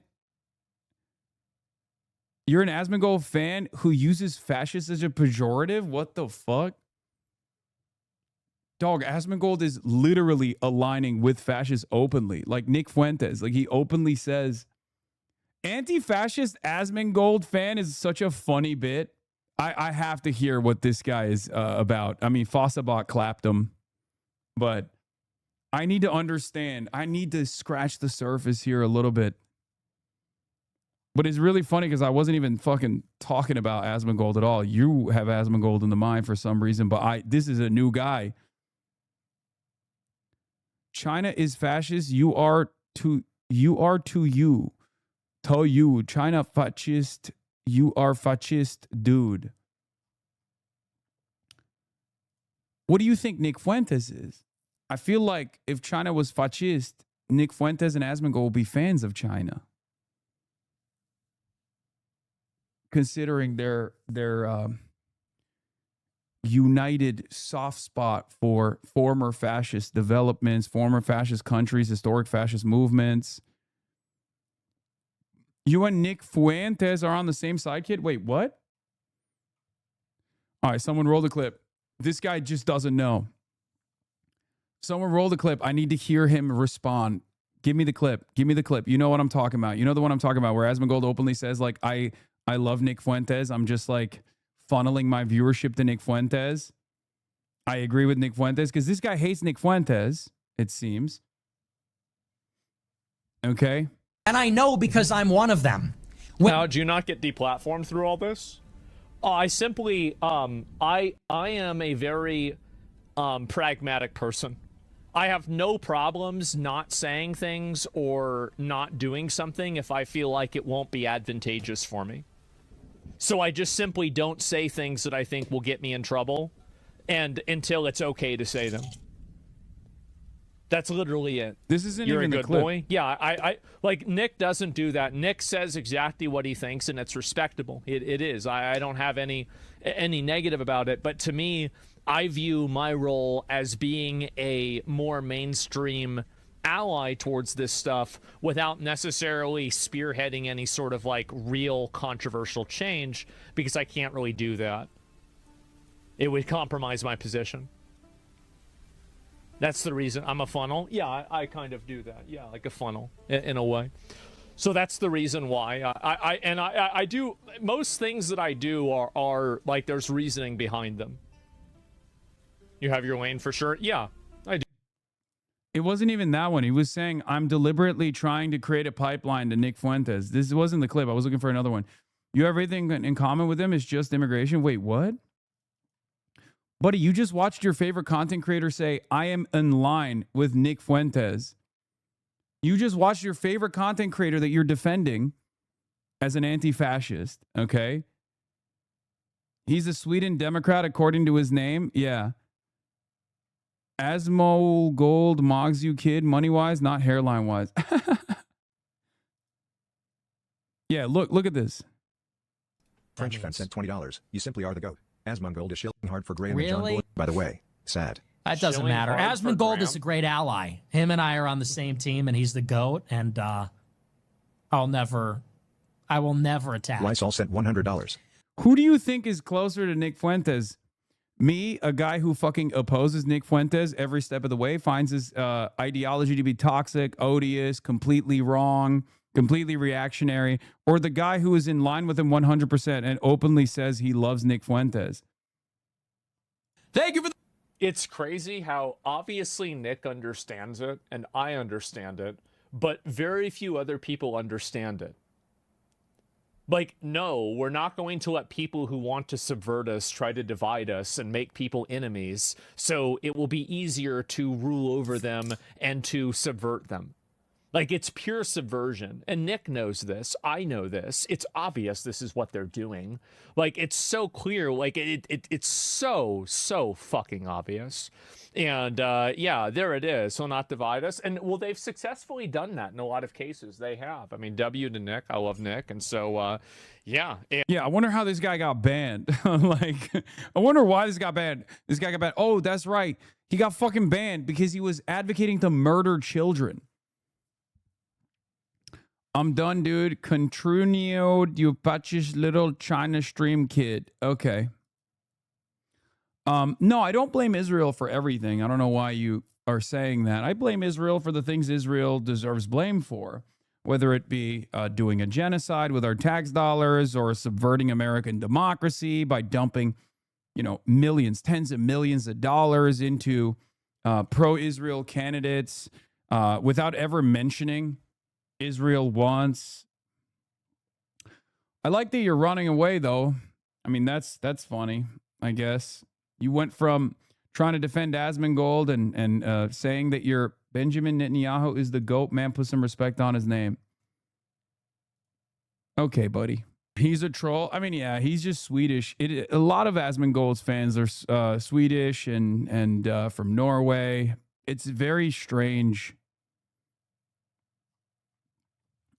It's very strange phenomena. I don't know why there are so many people, so many Euroids in the chat that just love like American fascism for some reason, especially when American fascism is harmful to your national interests as well. But hey, to each their own, I guess. European white supremacists. Yeah, but I don't think European white supremacists understand that like American supremacy is from the perspective of Americans, like they don't think about European white supremacy at all. Like if American supremacy means overtaking Europe, then so be it, right? So what a lot of European white supremacists fail to comprehend is that when Donald Trump says we're going to take over Greenland, and that violates European supremacy, American white supremacists and American supremacists don't give a shit about European supremacy. They don't give a shit about European sovereignty. And they're always shocked when this kind of thing happens, where they're like, how could Donald Trump do this to us? How could Donald Trump treat us like we're, a brown country? Americans deep down inside don't think about Europe at all, or the ones that do understand that Europe is a vassal. And through that process of vassalization, in the aftermath of the Cold War, Europe has actually experienced tremendous downturns. The European economy is in tatters largely because Europe has been stuck between these different forces. But as a continent, as a coalition that hasn't been able to develop any sort of significant sovereignty, Europe has experienced tremendous austerity. Europe has experienced tremendous privatization initiatives. And Europeans have experienced that economic struggle. Americans don't care about the struggles of Europe. Americans, like the American government, doesn't care about the struggles of Europe. We've basically used Europe in some instances like a tax haven, and in others as a holdover state, putting a buffer between ourselves and the other poles around the world that we care about, that we worry about, other spheres of influence, other spheres of power. That's it. Europe is just a place to store some of our nuclear arsenal. From the perspective of American foreign policy, they see Europe as a missile sponge during the Cold War, and as a way to, put some anti-missile defense systems as a holdover stage, as a staging ground for our troops when necessary, and as a holdover state for some of our nuclear arsenal. And I'm Turkish, so I understand that intimately. I understand that deeply. This is what NATO is about at the end of the day. This is what Turkey is about. This is what Turkey has been. And perhaps it's a calculation that favors a country like Turkey, because the other side of that would be turning the country into Syria. If Turkey wasn't a reliable NATO ally, then maybe it would be like Syria. It would be a failed state, constantly being, constantly having its political process be interfered with by Western forces. But if you're Europe, European sovereignty is a real threat to American sovereignty, or to American hegemony, rather. So I always find it strange when European nationalists and European supremacists actually find themselves comfortable in this vassal state, where they're just open about being vassalized to American interests, to be servile to American interests, where your interests are secondary. It's very interesting. You can't even do nationalism correctly, which I find extra cucked. Unless it's a perm ban, I don't give a fuck. Twitch has allowed this unwashed, smelly cockroach, white supremacist, Nazi brain, fuck with Asmongold to spews extremism with little to no pushback. Perm or shut the fuck up. Some German hogs even do that with Putin. Yeah, I don't understand that either. But I find it fascinating that they do that for Putin. I find it fascinating that they do that for Trump. I don't get it. I don't understand it. I don't know why. Like, I wouldn't want I don't think Europe should be servile to Chinese interests either, right? But at the very least, Europe could leverage a relationship with China to get a stronger foothold against America in the same way that a lot of countries, a lot of BRICS nations have, whether it be India, whether it be Brazil. It's just the more logical play. But Europe and European leadership can't get away from their, Western supremacist ideology that is now a genuine impediment. Now, of course, there's also the economic interest here because Europe wants to maintain its manufacturing, and obviously China is the manufacturing hub of the entire planet. And therefore, what kind of economic opportunities can you open up with China? How can you cooperate with China when China's ultimate goal is to be the manufacturing hub for the entire planet, even if it destroys the economic engine that remains in Europe, which is, of course, deteriorated significantly.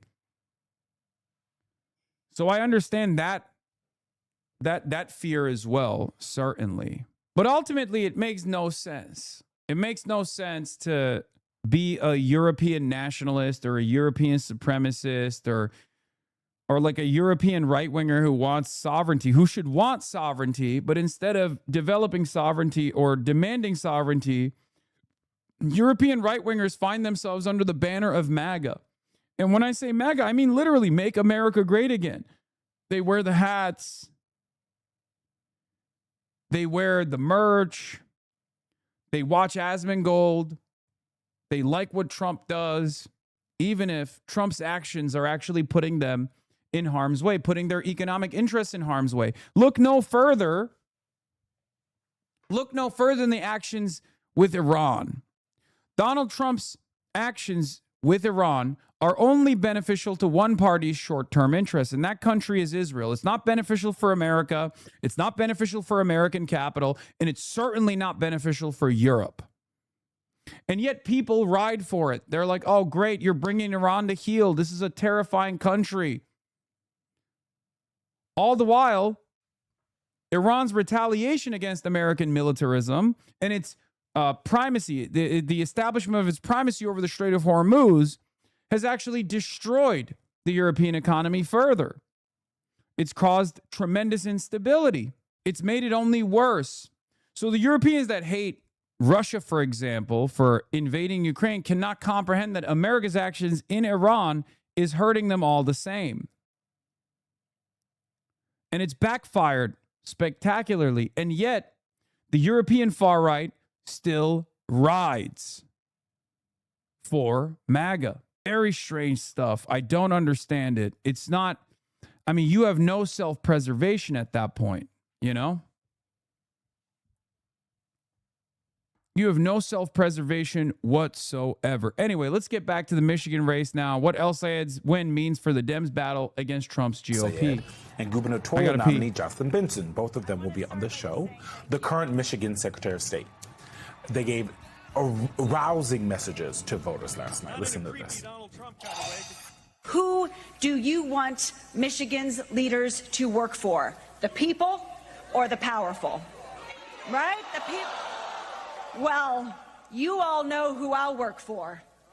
All of you and every Michigander in this state, not the highest bidder, not corporate interests, not Donald Trump, you. We fight for the families barely able to put their groceries in the cart and check out. We fight for the mom who's worried about the child care she needs to be able to work a job that barely pays enough. We fight for the folks who are afraid about what happens if they get sick. We fight for each other. They will be here along with Congresswoman Haley Stevens, who lost to El-Sayed in the Senate primary. And a reminder, Michigan is just one of the battleground states that is key to the fight between Democrats and Republicans for the Senate majority. Alex Eisenstadt of Axios and Jessica Taylor of the Cook Political Report are back with us. Jessica, I think a lot of reporters and folks who care about this a lot and pay attention a lot, last year was kind of rolling my eyes at some Democrats who were saying the Senate was going to be in play, and including you, I think. No, not me. Okay. He's like, I didn't say it. So we were all wrong. But it seems like there's a real sense, not just among the Democrats, but actually the number crunchers, people like you and the folks at Cook Political Report, that there is something happening around the country. And I guess if you had to pull out a couple of themes that you're seeing. Europeans genuinely have an insanely neurotic level of race solidarity. They're willing to burn their entire continent and sacrifice themselves to prolong American/Western hegemony. Yeah, I don't get it. Because Western hegemony and American hegemony are two entirely separate things, because European hegemony is undermined every step of the way. America doesn't give a fuck about European interests.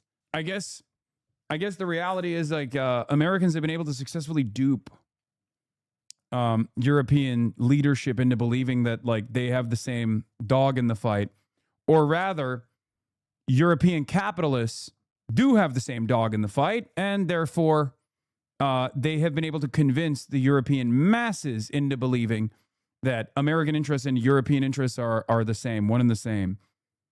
I think that's what it is, right? That makes the most sense. This is the consortium of international finance capitalists, petro-capitalists, capitalists from different nations that are, of course, single-handedly or single-mindedly in unison, representing their class interests.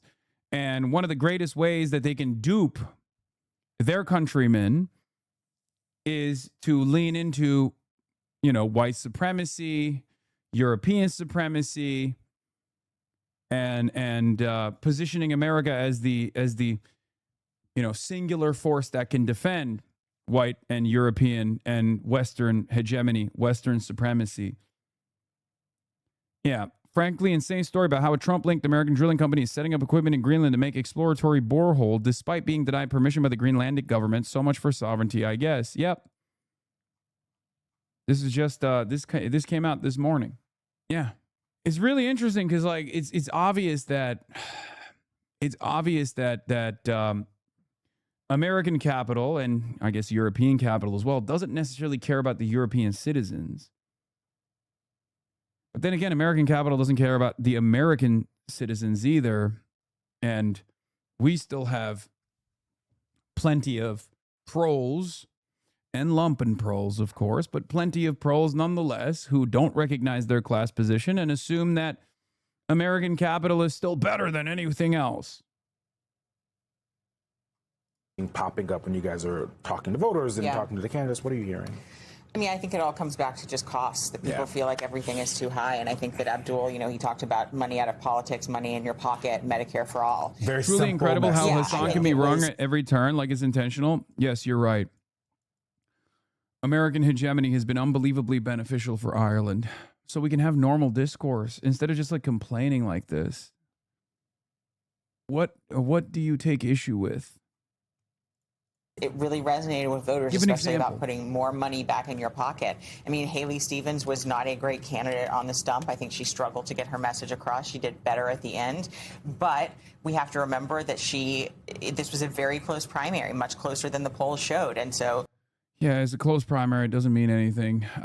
It's a close primary only because of the tremendous amounts of money that were spent. Okay? That's it. American cultural and institutional hegemony, particularly within the imperial peripheral core middle zone, is genuinely quite underwhelming and deadly.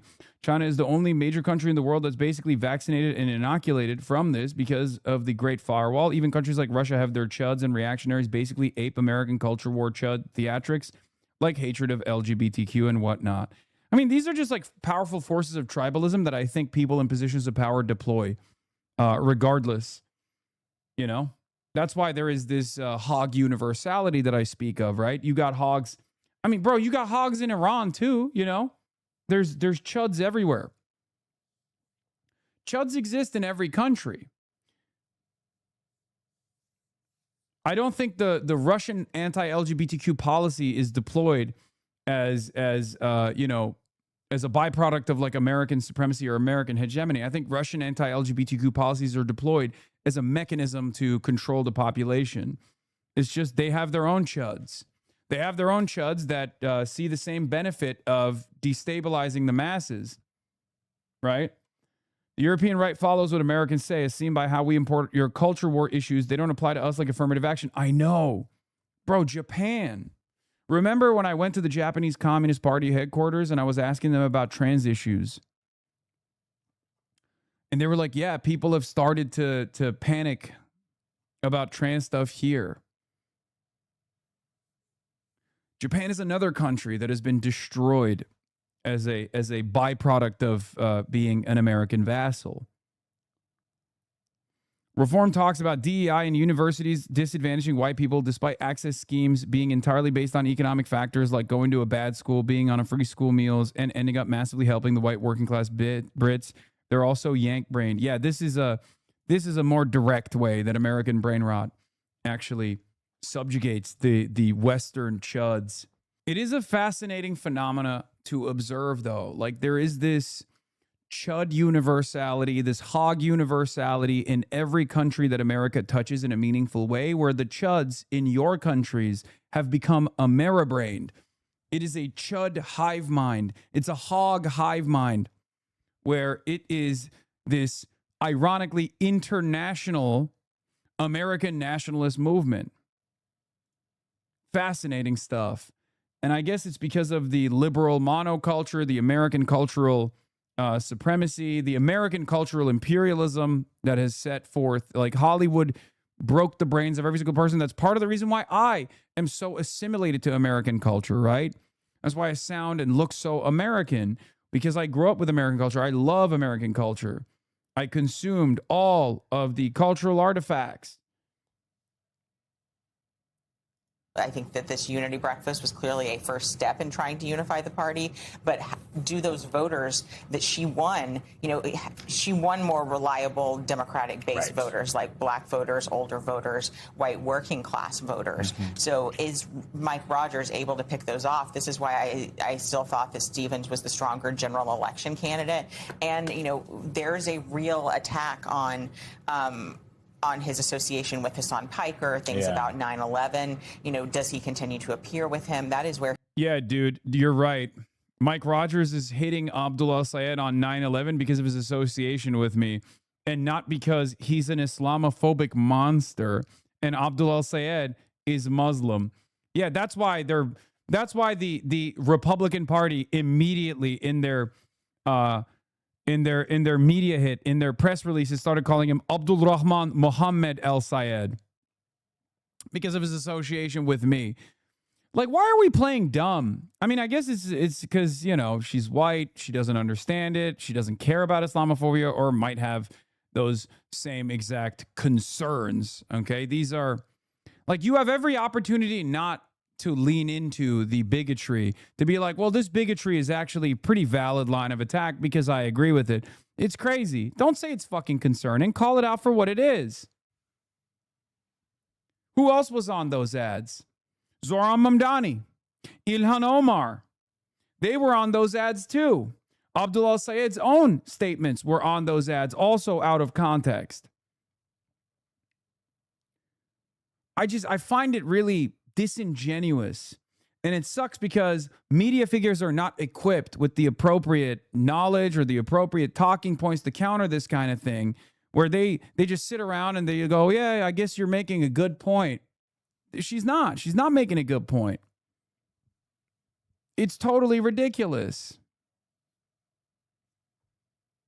He is really vulnerable, and Republicans are not being coy about this. They're using his full name in videos and things. Is the Hassan Piker thing a real thing on the ground? It is one of those things that I'm unclear how much it breaks through to actual voters, because I think most people don't actually know who. Like, this is a pollster saying yeah to that question. It's not a real thing. Hassan Piker is. I think we know. I think the people on the internet know.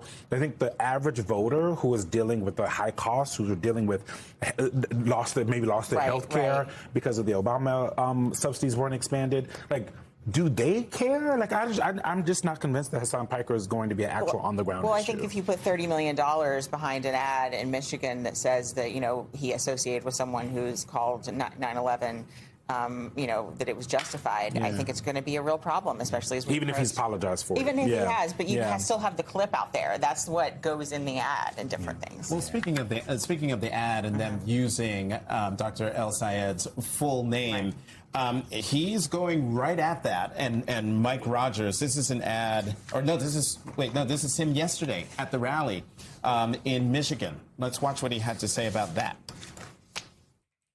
I'm up against a guy named Mike Rogers. And Mike Rogers, well, he's decided that he wants to focus on my name. I got some opinions about his name. See, it's very fitting for him, Rogers. Because that's his answer every time a corporation or Donald Trump tells him to do something. Mike, we need you to put a data center in the backyard. Roger. Mike, we need you to hike their prescription drug prices. Roger. Mike, we need you to rubber stamp this war we shouldn't be fighting. Roger. Mike, and this one's Donald Trump. I need you to lick these boots. Roger. Not the boots. I mean, not the boots, but I mean, that what we just saw there sort of exemplifies, I think, why El Sayed is so good. He's a great communicator. That Roger bit was very good. But the other piece that Eugene reacted to is that he's not afraid to go there, and he's sort of giving voice to what Democrats, what we've heard from around the country. They want people who are going to fight, and that shows fight. We're going to see how good a candidate this guy really is, right? Because Mike Rogers is not going to be a pushover, right? And Republicans are going to spend a lot of money in this race, and they're going to dump a lot of opposition research on Abdul's head, things that maybe we haven't heard about yet, but we can only might not even be true. Stuff that we don't know what's coming down the pike, right? But we're going to get a sense of how good a candidate he really is, and that's what separates, who ends up winning is what separates the Major League Baseball players from the AAA players, right? And we're going to get a sense of if he's an MLB player or a AAA player. Right. It's also interesting, Jonathan, because you brought up that clip, the issues that he chose to include in the Mike Rogers name calling. Anti-data centers, hiking prescription drugs, rubber stamping a war, and being extremely deferential to Donald Trump. I mean, those are not communist, socialist issues. Alex, you had a piece this week that the GOP is planning a socialism tele. Yeah, so here's what it is, right? I'm glad that they're finally parsing through this. It's still wrong in the sense that, like, oh, well, there's still the underlying premise that socialism and communism is a scary, bad, Americans don't want it, of course. But they're finally, at the very least, like, not doing the GOP's bidding. Because anytime these guys turn around and say, well, he is kind of radical, they're doing the GOP's bidding for the GOP. And it's actually much more damaging because liberals have the institutional persuasive capabilities on CNN, on the MSNBC platform, on the CNN platform, when liberals themselves are leaning into the Republican attack ads and going, well, he is a little dangerous. We got to hand it to the GOP. That's, in my opinion, far more dangerous than Mike Rogers being like Abdul El-Sayed did 9/11. Because when Mike Rogers says that, every liberal is going to hear that and go, you're a fucking racist piece of shit. You're eating Trump's dick and balls. Shut the fuck up. But when they see liberal platforms channel that same message only to say that it's actually a really salient narrative, right? It's a really reliable narrative that actually has far more consequential impacts on the minds of liberals who are tuning in. You don't need to do that. You can just say the truth. You can just turn around and say, no, these guys are desperate. They can't talk about the economy, which they did to a certain degree. They can't talk about the economy. They can't talk about how bad Trump is. Obviously, there's nothing to lean into with Trump. So they're just pulling off the oldest trick of the book. pure, unadulterated, unfiltered racism. That's exactly what this is. And no liberal worth their salt, regardless of their disagreements with Abdul or regardless of their disagreements with me, regardless of their disagreements with the DSA, should ever lean into that. Okay? When we in this community oppose certain things that Kamala Harris were doing, we didn't fucking hit her with Republican lines of attack. It was an opposition to the closeness that the Democratic Party had to Republican policies. Because first and foremost, we're ideologically committed to anti-fascism. Okay? That's it. At their midterm convention in Texas. They plan to use their first ever midterm convention in Dallas next month to mount a sweeping, made for primetime case that Democrats have become captive to their activist left. Axios has learned they're essentially planning. Their goal is to drive a wedge between DSA, myself, this community, our base, and the Democratic Party, knowing full well that there are a lot of Democrats who will bite the bullet, who will absolutely lean into this bait. It's a trap.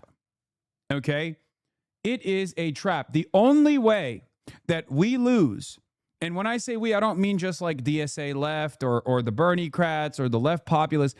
I mean the only way that the anti-Trump coalition loses is if we lean into these attacks. That's why I'm telling you guys right now, we have to be very careful. There are a lot of liberals who hate the left more than they hate MAGA, and they are going to lean into these lines of attack as they have done so far. Okay? This is a real which side are you on moment. Are you a fascist or are you an anti-fascist? Are you willing to coalesce around Trump or are you willing to coalesce around as broad of a base as possible of anti-Trump forces? Okay? It's going to get nasty. It's going to get dirty. And there are plenty of those who will readily admit. I analyzed Neera's tweets. Barbarism Critic says, I analyzed Neera's tweets and a whopping 67% of them were attacking progressive Democrats versus just 33% attacking Republicans. Interesting priorities. Someone should ask themselves why she finds those who call themselves socialists twice as much as a threat as fascists. You have to remember this. There was never a moment, regardless of my disagreements with the way that Kamala Harris ran her campaign, regardless of my criticisms of establishment Democrats leaning into Liz Cheney, leaning into the Biden dead weight, there was never a moment where I urged my viewership to vote for Trump. And there will never be a moment where I will ever urge my viewership to vote for a Republican. Never, ever. And what these guys are now entertaining, some of them at least, some of them are openly entertaining voting for Republicans. That is completely unacceptable. Okay? Lucky for us, they don't really have a base. They don't have any motion within the moderate wing of the Democratic Party either. I'm sure you know this from your parents, right? I'm sure some of you have very moderate, self-identifying liberal parents. They probably hate the Republican Party. They probably hate Trump. Do you think they would ever vote for a Republican or Donald Trump? Hell no. Hell fucking no. No matter how libbed up your parents are, there is 0% chance that they would ever find themselves going, you know what? This Democrat is a bridge too far. As a matter of fact, they probably like Abdul al-Sayed. They probably love Zohran Mamdani. You understand? These people are not simply playing politics in the primary. They have a higher ideological commitment to opposing the left. You know how we've said, like, there are some in the Democratic Party who oppose the left with far more severity and far more, they're far more interested in destroying their left flank than opposing Trump. Neera Tanden is one of those people. The Democratic Party, on the other hand, broadly have shown that they are more serious than this. That's why I welcome the Kamala Harris endorsement of Abdul El-Sayed. That's why I welcome the sea of endorsements that came in the aftermath of the Unity rally. It's very clear that there are some Democrats who are party operatives who care about opposing Donald Trump far more than fighting an ideological battle against socialism, against communism, against their left flank. That's it. But their worst campaign, targeting the ascendant Democratic left and socialism. Jessica, do you, in all of the research that you're doing and all the time that you spend seeped in the numbers, is this going to be effective? I do. I still think that the midterms are going to be a referendum on Donald Trump. That's what it comes down to. I'm on your side on this, but what do you say to the people who suggest you provided the same amount of friction towards Harris that centrist consultants are now pushing on Abdul? Yeah. The difference is they're leaning into Republican lines of attack. I was demanding that Kamala Harris actually wake the fuck up and take a stronger opposition to Trumpism, stronger opposition to MAGA, stronger opposition to the far right mass deportation sentiment coming from Donald Trump. Do you understand? I was demanding that Kamala Harris cut her losses with the Biden administration, which was dead weight anchoring around her neck. Those were good points that I was delivering. And instead, they leaned into this mythical moderate center, this mythical moderate centrist voter, and that's why they lost.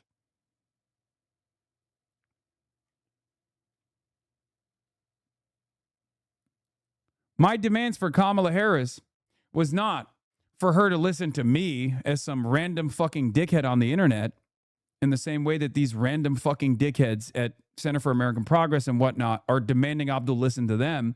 My demand was for Kamala Harris to listen to her base. Because at the end of the day, that's the major difference between someone like myself and someone who works for a think tank in Washington, D.C. They have no base. We do. I am a representative of this base within the Democratic coalition. And it turns out I was right. We were right to make these demands. Although the overwhelming majority of this community voted for Kamala Harris, they plugged their noses once again and voted for Kamala Harris, she still lost. And she lost because she leaned into the right-wing nonsense. She didn't put distance between herself and Joe Biden. She didn't lean into the early excitement that carried her into the DNC. An excitement that was born out of the fact that she was not Joe Biden. But if they can make some of these candidates out to be too extreme, too scary, we saw in 2022 that candidates matter. Do voters buy this language specifically that these candidates are socialists and communists? I think this is a better example. Cori Bush lost, and you will not be behaving like them to Wesley Bell. Yeah, exactly. I hate Wesley Bell, but I'm not going to fucking talk about Wesley Bell. It's over. It's done. He won. He won overwhelmingly. It got carried once again by AIPAC money. And now he is a part of this fucking Democratic Party coalition. When the time comes and he tries to create a hurdle against, legislation that tries to dial back Israel's violence, for example, we'll have that conversation when we get there. someone like Roy Cooper, they don't buy it for in North Carolina. They don't buy it for a Sherrod Brown in Ohio. But with the more progressive candidates, that's where I think it's risky, because this isn't New York City. This isn't Denver. This is a real test of whether a more progressive candidate can win in a place like Michigan. I mean, I'm watching the Wisconsin primary coming up this Tuesday. You have an actual Democratic socialist. I mean, I think that the language gets fuzzy. They're sort of painting everyone with a really broad brush. Right. But you have an actual Democratic socialist that is running in one of the most quintessential swing states for governor, that I think she really puts that race more at risk. But again, is the wave big enough for Democrats that doesn't matter? That might be the case. That's one reason why we kept Michigan Senate in toss-up. But I think it still is Republicans' best pickup opportunity. And why Wisconsin Senate, even if Francesca Hong wins on Tuesday, we're going to keep that race in toss-up as well. Democrats, what's so interesting about Democrats is often they kind of allow Republicans to declare what the rules of the road are. They let them say what the debate is going to be about. And I've been talking to a lot of Democrats, both moderates and lefties, about like, why is that the case? Like, Alex, you cover Republicans in half for such a long time. Like, they are very good at saying this is what this election is going to be about, right? This socialism conversation, right? This communism conversation, they are forcing every single Democrat to have to answer that question. Instead of the Democrats saying, this is ridiculous, reporters, they say that on other things, but on this, they're like trying to say, well, I don't believe what Francesca's saying in Wisconsin. It's like, no, you don't live in Wisconsin. Say that. And I'm curious, when you're talking to Republicans, do they feel like, despite all of the wind at Democrats' back over the last year and a half in different places, how good or bad are they feeling about the midterms, both the House and the Senate? When you're talking to them privately, they'll concede that the winds are at the Democrats' backs. I mean, they'll say that, right? I mean, they definitely think that they've got an uphill path to keeping the House. And they think they're still favored to keep the Senate at this point.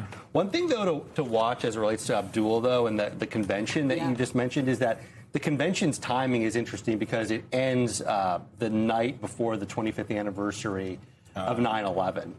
And so you've heard Republicans refer to Abdul by his full name. It's going to be interesting to see how they message that. I think so. Yeah, I think it's going to backfire. Abdul al-Sayed is too much of a homegrown America lover. Like, will it work to a certain degree? Are there people who will hear his name, see the color of his skin, and immediately go, yep, I know exactly what I know about him? Sure, there will be. But elections are not about winning every single vote. Elections are about winning enough votes. And I don't think you can build a very broad coalition against Abdul al-Sayed by constantly just going 9/11, 9/11, 9/11, Islamophobia, Islamophobia, he's a terrorist, he's a terrorist, he's a terrorist. It's just not going to work. I think most people will look at that and recognize it for what it is. Most people will look at that and go, well, I want the guy who's, offering to fight for me, offering to fight against the influence of corporations and politics, offering to put my interests first, offering me health care. That's it. Because the other side of this is, and I said this about Kamala Harris too, if you guys remember, like her being a black woman from California was a hurdle. It's a white supremacist country. A lot of people are going to look at you differently, right? But it was a hurdle that she could have climbed, right? I said this about Kamala Harris as well. I've said this about AOC when people say, oh, America's not ready for a female candidate. You're wrong. If Barack Obama, as a black man whose middle name is Hussein, could do it, anyone can. It's just that Barack Obama, and I'm not talking about his governance here, I'm just talking about his campaign, totally separate things. Barack Obama ran a very good campaign. They said he was unelectable too. He was able to muster up these progressive forces and ride this wave. He was the hope and change candidate. They hit Obama with the same exact he's unelectable bullshit. You said that to Mehdi, yeah. A Democrat. Who would you pick between Gavin Newsom and Rahm Emanuel? Oh, God. Oh, shoot. JB Pritzker. Come on. Lefty. Pritzker or Chris Van Hollen? It's not even a question. AOC is, out of all of the people that you mentioned, like AOC is the only one that I would like. And you think she could win? General election. Yeah, in a misogynistic, racist country. Yes, I do. Are, yes. A lot of America was built on the foundations of white supremacy and elected a black man whose middle name was Hussein. But you know that the position on Barack Obama. Like, I don't have any, like, I know it'll be difficult. But ultimately, in my opinion, it's far more difficult to win on moderation with a white guy than it is to win with good policies being delivered by a brown woman. That's it. Some racism might be I think we do. Real quick, we have to go, Jessica, but I want to follow up on something you just said. You said that Michigan is the best pickup opportunity for Republicans, and that the Cook Political Report still has it as a toss-up. I'm just wondering, is there a Senate race that could be an unexpected pickup for Democrats that you're keeping an eye on that could cancel out the loss of Michigan? I mean, the map is growing, and so I think you have Iowa and Texas that are in that next tier to get them but those are still double-digit Trump states. I moved Kansas this week onto the competitive map. So, there are these really red states. That's a 16-point Trump state that because Democrats have recruited well, and, sort of the Maine debacle and everything aside, they've recruited well in states like North Carolina, Ohio, Alaska, and that's one of the reasons why they're in the mix for Senate control. I want to talk more about Kansas next time. Okay. Alex Eisenstadt, Jessica Taylor, thank you so much for joining. Michigan's Democratic candidate for Governor Jocelyn Benson, who currently serves as Michigan's Secretary of State, joins us now. Good morning, Secretary. Thank you for joining us, and congratulations on your big week. Thank you. All right, I'm gonna skip the rest of it. Yeah, he's just cooking. He's cooking. Joining. This was interesting. We gotta win a dang election. Representative Stevens is fired up to help Michigan Dems secure wins in November. Yes, now Congresswoman Haley Stevens of Michigan. Congresswoman, welcome to the weekend. What's your thought on her? I mean, look, I think she's I still very much oppose Haley Stevens' worldview, but it's impossible for me not to give her credit for immediately snapping into action. It's great. It's very important. Like that she is a party loyalist, okay? She's a party loyalist. She is a real workhorse. You know what I mean?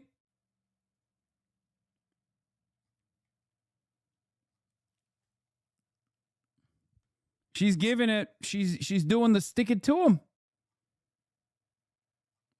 Haley Stevens is growing on me.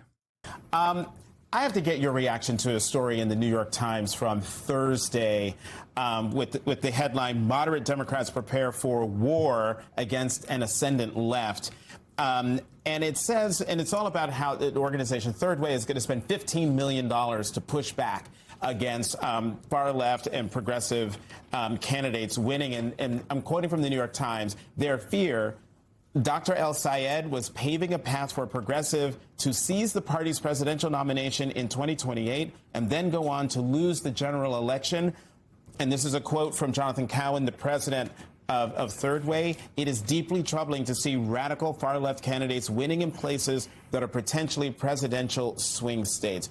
Two questions. One, do you share that concern? And two, is this where people in the party should be focusing their attention right now? Oh, my God. I have no idea. I didn't know about this Third Way business. I mean, I haven't talked to them. Look, we're in the trenches right now in Michigan. I mean, we got to come and win a dang election. She's right. She's right. She's right.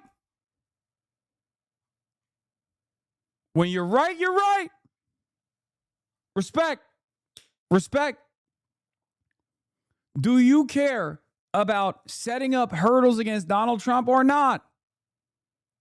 A lot of these guys at Third Way and these centrist think tanks, they don't give a shit. If Trump wins, they still win. Okay? They don't care. They feel, perhaps foolishly, that they can avoid the worst. They feel as though any kind of entry point to more left flank policies within the Democratic tent is a threat to their bottom line, right? That's it. That's it. That's literally their primary concern. Many of them will become Republicans if they're not already secretly Republican, okay? So don't be shocked when these Third Way dipshits a couple years down the line turn into open Republicans. They say, sorry, this is a bridge too far for me. These guys are too radical. The left just left me. behind. I've been a progressive my whole life, but, you know, the progressives are far too out of control. The reason why they're doing that is because they just care about protecting their bottom line. They don't give a fuck about Americans being gunned down to the streets by ICE. They just want to make sure that they don't have to pay more taxes. Their job is to control the Democratic Party to the best of their ability, to connect Democrats with these corporate entities. They are the connective tissue between Corpo Dems and the corporations themselves. All they care about is making sure that their bottom line is protected, that corporate interests are protected. There are those, on the other hand, who are careerist Democrats who at least care about the Democratic Party winning elections, care about the Democratic Party genuinely creating a Senate majority. Haley Stevens is a person who understands the moment, whether it's because of her ambitions for future office or higher office later down the line, who knows? It doesn't matter. She understands that this moment requires her to get to work and push for Abdul El-Sayed to ensure that the Senate majority is delivered to the hands of the Democratic Party. And while I have my issues with the National Democratic Party, I understand that assignment as well. I recognize that this moment requires us to collaborate with Democrats, with liberal capitalist Democrats who oppose us every step of the way. And the only reason why I recognize it is because the fucking fascist Republican Party are setting up blacklists, okay? They want to jail us. They are already killing our neighbors. They're occupying our cities. There is no other way. There is no other way to put an end to this. And it's not like it's going to be a foolproof way to put an end to Trumpism, to MAGA, to fascism. But it's at least one additional hurdle. Our job right now is to sabotage this administration's most violent tendencies. Our job right now is to try to set up as many hurdles as possible. We cannot simply sit around and expect the courts to do their fucking job, especially when the courts are in the crosshairs of this administration, especially when the courts have been filled to the brim with Republican psychopaths. This is an existential fight for American democracy. This is an existential fight for America as a institution, as a country. It's an existential fight for all Americans, even those who oppose us every step of the way.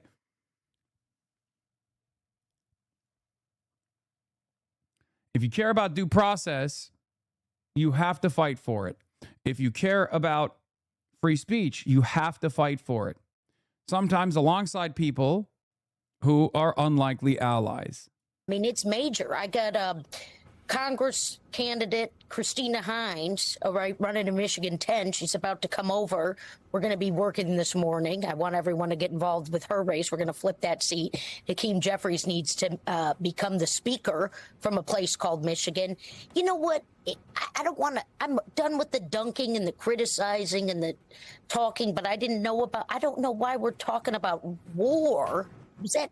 Is that the New York Times words, Capert, or is that the Third Way's words? Who's saying war? The war is in quotes, and I'm not going to attribute it to Third Way without having. Yeah, I hadn't seen it. The New York Times practically moved to Michigan while we were doing this primary. I mean, they were here every other day, but geez Louise, we got to look. Everyone's got their different focuses. I am very focused on making sure that we protect and expand Medicaid. I am very focused on making sure that we do voting rights. I am very focused on making sure that, yes, the 19 labor unions that were in my primary with me, that their members are coming out and voting. Look, I was bopping all over Detroit yesterday, and people are fired up. I'm not wasting a minute. I've been knocking doors and being in this party since I was old enough to be in the party. I love being in the party, and there is an existential threat in this country. There's outright corruption. You got the debt growing faster than the GDP, meaning we are bankrupting ourselves. We're about to hit the 2030s. All right, Social Security's going. We got a whole thing here that there's a long needs leadership. list, Congresswoman, of things, and you are fired up. I love being a Democrat. This is great. You and your new friend Abdul El Sayed. He was just on the. We just had him on the show. Abdul in the new, forever. We just had your new bestie. He said he'd be happy to be on the trail with you, and he has your endorsement. How much are you going to be on the trail, appearing next to him as we move forward? Look, these guys all know me. I told the party chair, I told Abdul, I told them all. I said, you just call me. You know, Jocelyn Benson, she was just on the show. We love Jocelyn. It's such a cool ticket. I mean, when have you seen a ticket like that in Michigan? We just produce these awesome tickets. I remember in 18, we had Whitmer, Nessel, and Benson. I called them the real big three. So I told, look, to answer your question directly, though, I'll do whatever's needed. You know, I'm on the team. You know, folks know, they know I'm in the House, right? I'm a Democratic seat flipper, and this is why I'm working with Hines, Christina Hines, Hillary Skolton out in West Michigan. She's a foot soldier, and she's trying to flip Sean McCann. This is this nice guy who's going to beat Bill Huizenga. He's a real solid Democrat. I mean, we got Callie Barr in the North. I mean, we got a bunch of people running in Michigan who are going to flip seats and give Hakeem Jeffries the historic nomination. Yeah. Congresswoman Haley Stevens, fired up, ready to go. And every person running for office. Windbreaker. Your windbreaker game. Thank you, man, for coming to the weekend. This is vintage. This is my dad's vintage jacket. We love it. Shout out to Dad Stevens. She's actually unironically growing on me a little bit. I'm starting to think that when she's unironically growing, guess AIPAC money didn't hit this week. No, it's over. She's like, primary's over. Primary's over. Time to get back to fucking work. Roll up the sleeves, you know? She's a racist AIPAC stooge. Hey.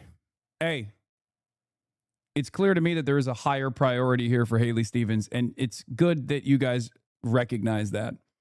The higher priority here is not to maintain the AIPAC stooge position. The higher priority for her is to maintain the Democratic majority, to create the Democratic Senate majority. Politics is a nasty game. Politics is a fucking nasty game, man. That's it. So, you know, you gotta lock in. Yeah, it'll shock you. It'll spin your head. One day they'll be saying Abdul is a anti-Semite. Next day they'll be like, I love that anti-Semite. That's how it works. This is the difference between people like us who have our convictions and people who have none of them. And so what is this? Oh, Asmongold, why I'm gone. He made a YouTube video and he doubled down on it. He doubled down. I apologize for nothing. What will Twitch do now? What do you mean? They're gonna unban him eventually. They won't give him I don't know the length of the ban, but you know, we'll watch this later. Let's just keep going. Why is Francesca Hong winning? Let's take a look. We talk more generally about America these days, or more generally about Wisconsin these days, that the undercurrent of the average person is very, very negative. They don't see the American dream as serving them. True. They're saying, let's say, my salary isn't keeping up with inflation, or I can't afford to fill a gas tank in my car. Francesca Hong has tapped into it much better than the remaining candidates. I kind of don't understand why people are absorbing AIPAC politicians with zero caution. Buddy, I need you to understand something. Haley Stevens comes out and says, I love Abdul El Sayed. I'm endorsing him. If Abdul El Sayed turns around and says, fuck that, she's an AIPAC stooge, what do you think the media narrative is going to be? You always have to think, like, is this helpful? Is this not helpful? Even with the same calculation. Even with the same calculation of, like, coming out and being like, yeah, Hassan is a horrible monster. Hassan's a horrible monster. I should have never had him on the campaign trail. Is this a helpful calculation? Is this an unhelpful calculation? Regardless of what his own personal opinion might be. You have to be pragmatic. You have to be pragmatic. Yeah, you say thank you for the support and you move on. That's it. I'm saying thank you for the support, Haley Stevens, and we're moving on. I don't think you guys get it. Like, I just, because if you were to turn around and be like, no, I'm a fucking purist, right? Which, like, is understandable if he was like saying, like, you called me an anti-Semite last week, you're going to apologize for it or something like that. If he said that, okay, what do you think the media narrative would be? Look at the media narrative for me right now. I was yelling at the fucking consultants that set up these Islamophobic lines of attack that Mike Rogers is now echoing, mirroring. Okay?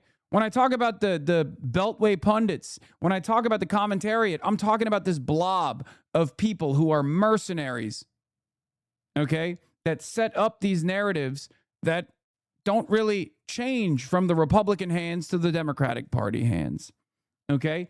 And what did they do? They clipped it to say, I'm yelling at the fucking voters.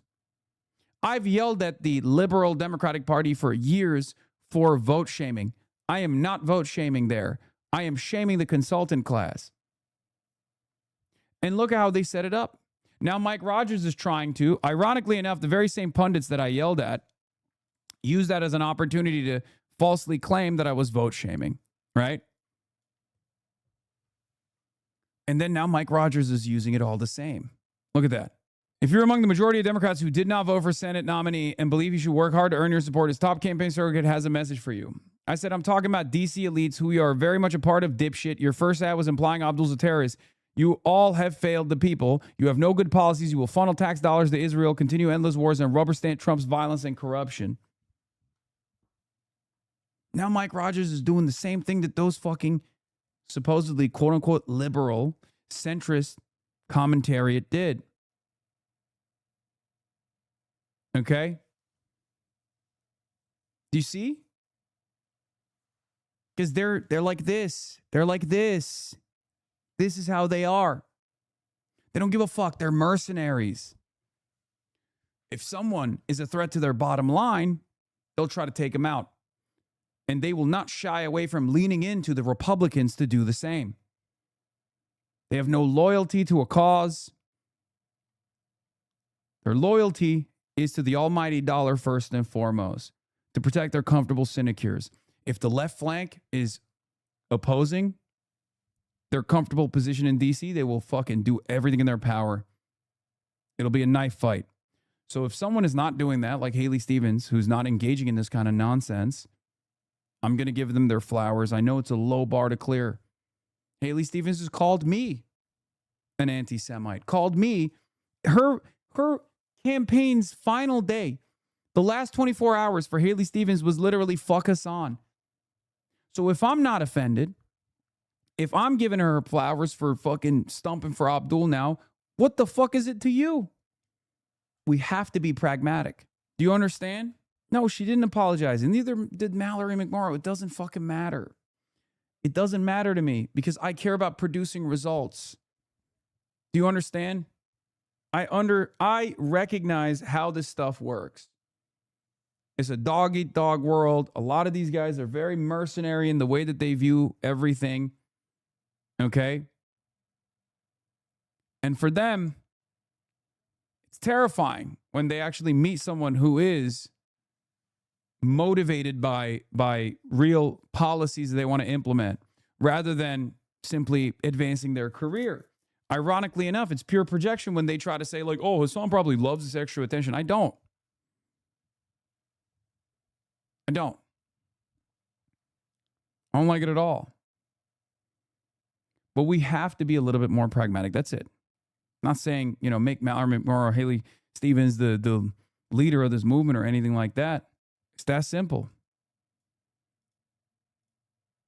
I want Abdul El-Sayed to win. And then I want Abdul El-Sayed to deliver on his promises. I want him to fight. Part of that victory is also avoiding a Republican Senate majority, which is important to me, both important to me personally and important to the people that I love.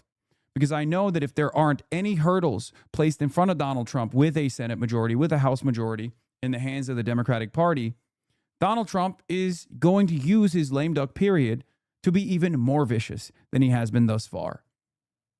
We need to set up hurdles.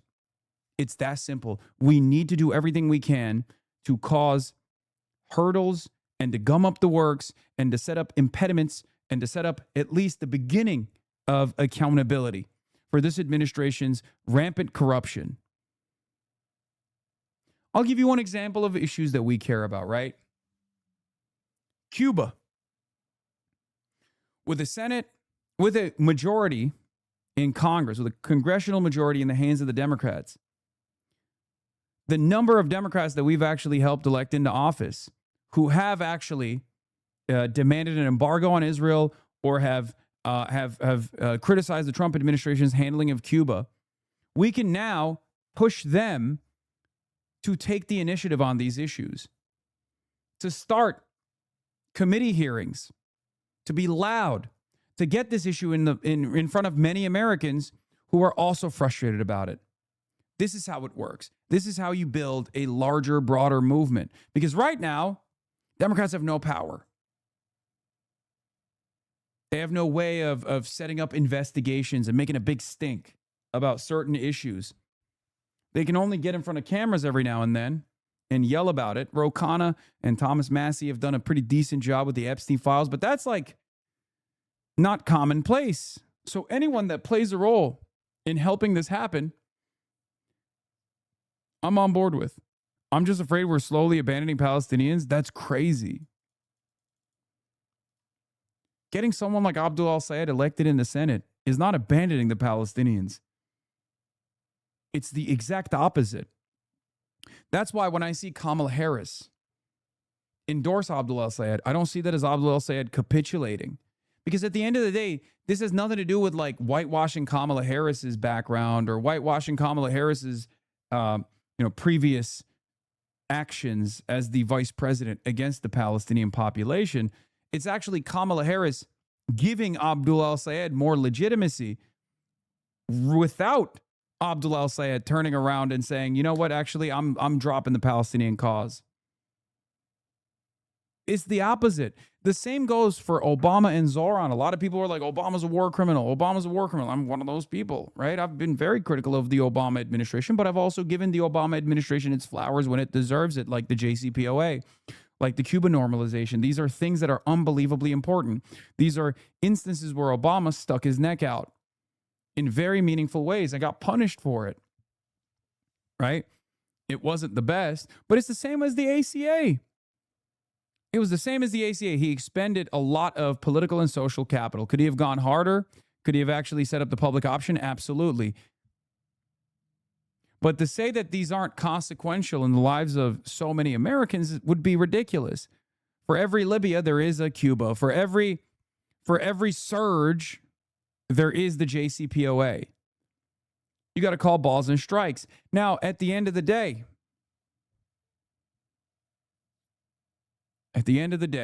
Barack Obama appearing alongside Zoran plays a very reliable role in boosting the credibility of Zoran in the eyes of many liberals. Okay? It's protection for Zoran.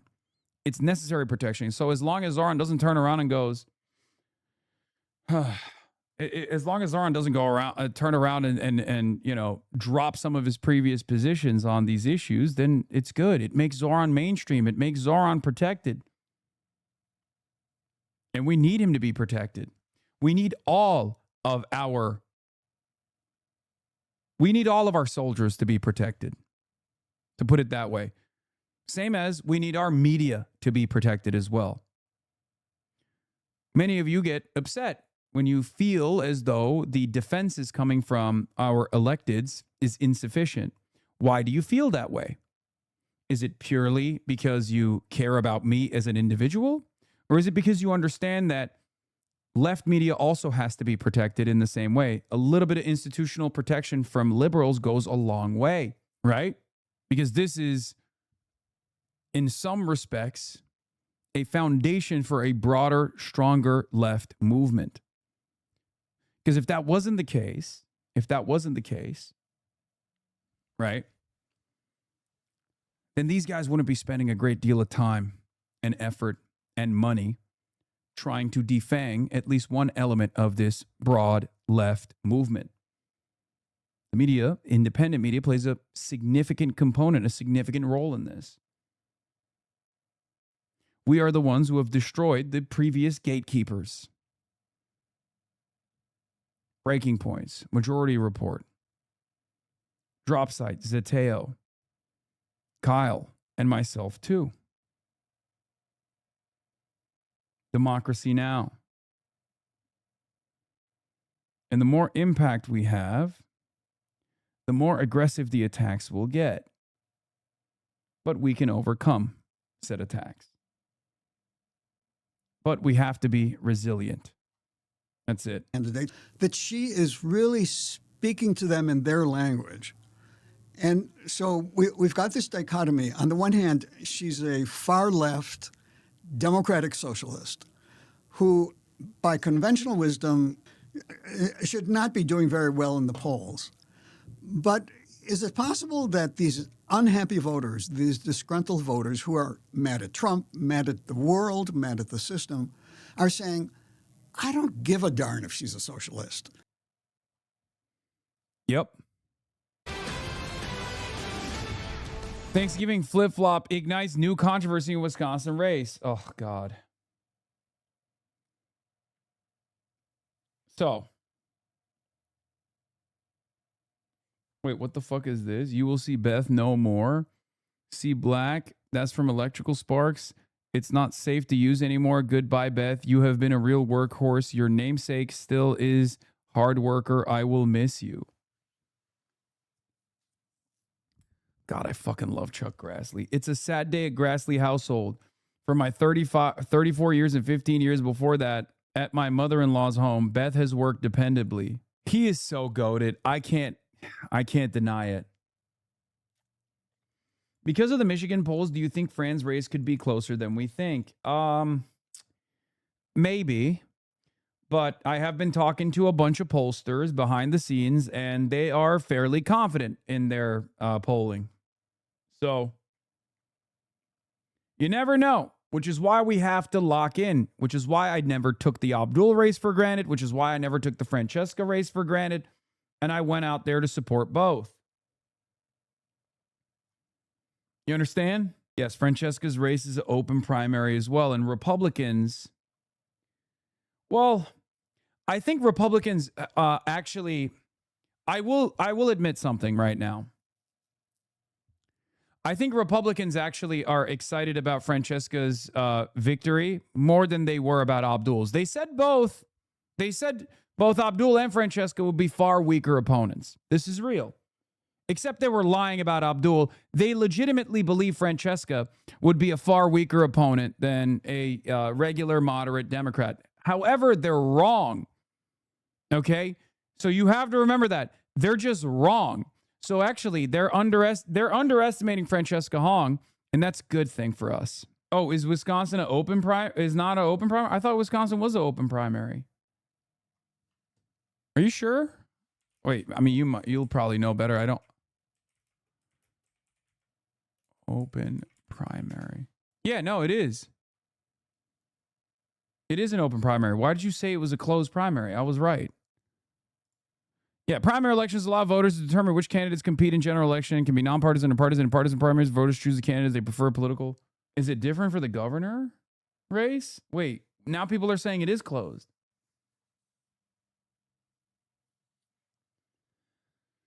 Oh, it's open, but you can only vote in one party? Did you ever cover the theory that due to it being an open primary, the Republicans were voting for Stevens, possibly accounting for the polling discrepancy? Yes, I have covered that theory. I don't know how much weight I put on it.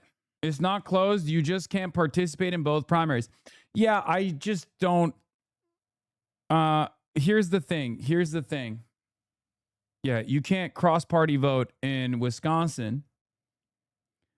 But I will say this.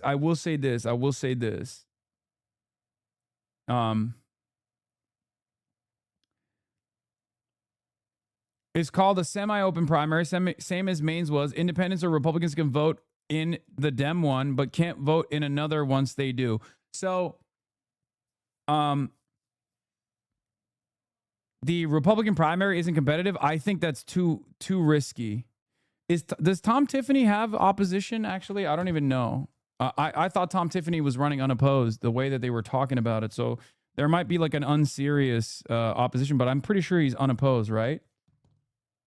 If there's only one Republican candidate, then in a semi-closed primary or a semi-open primary, you could see some Republicans actually lean in the direction of one candidate. Now, here's the thing.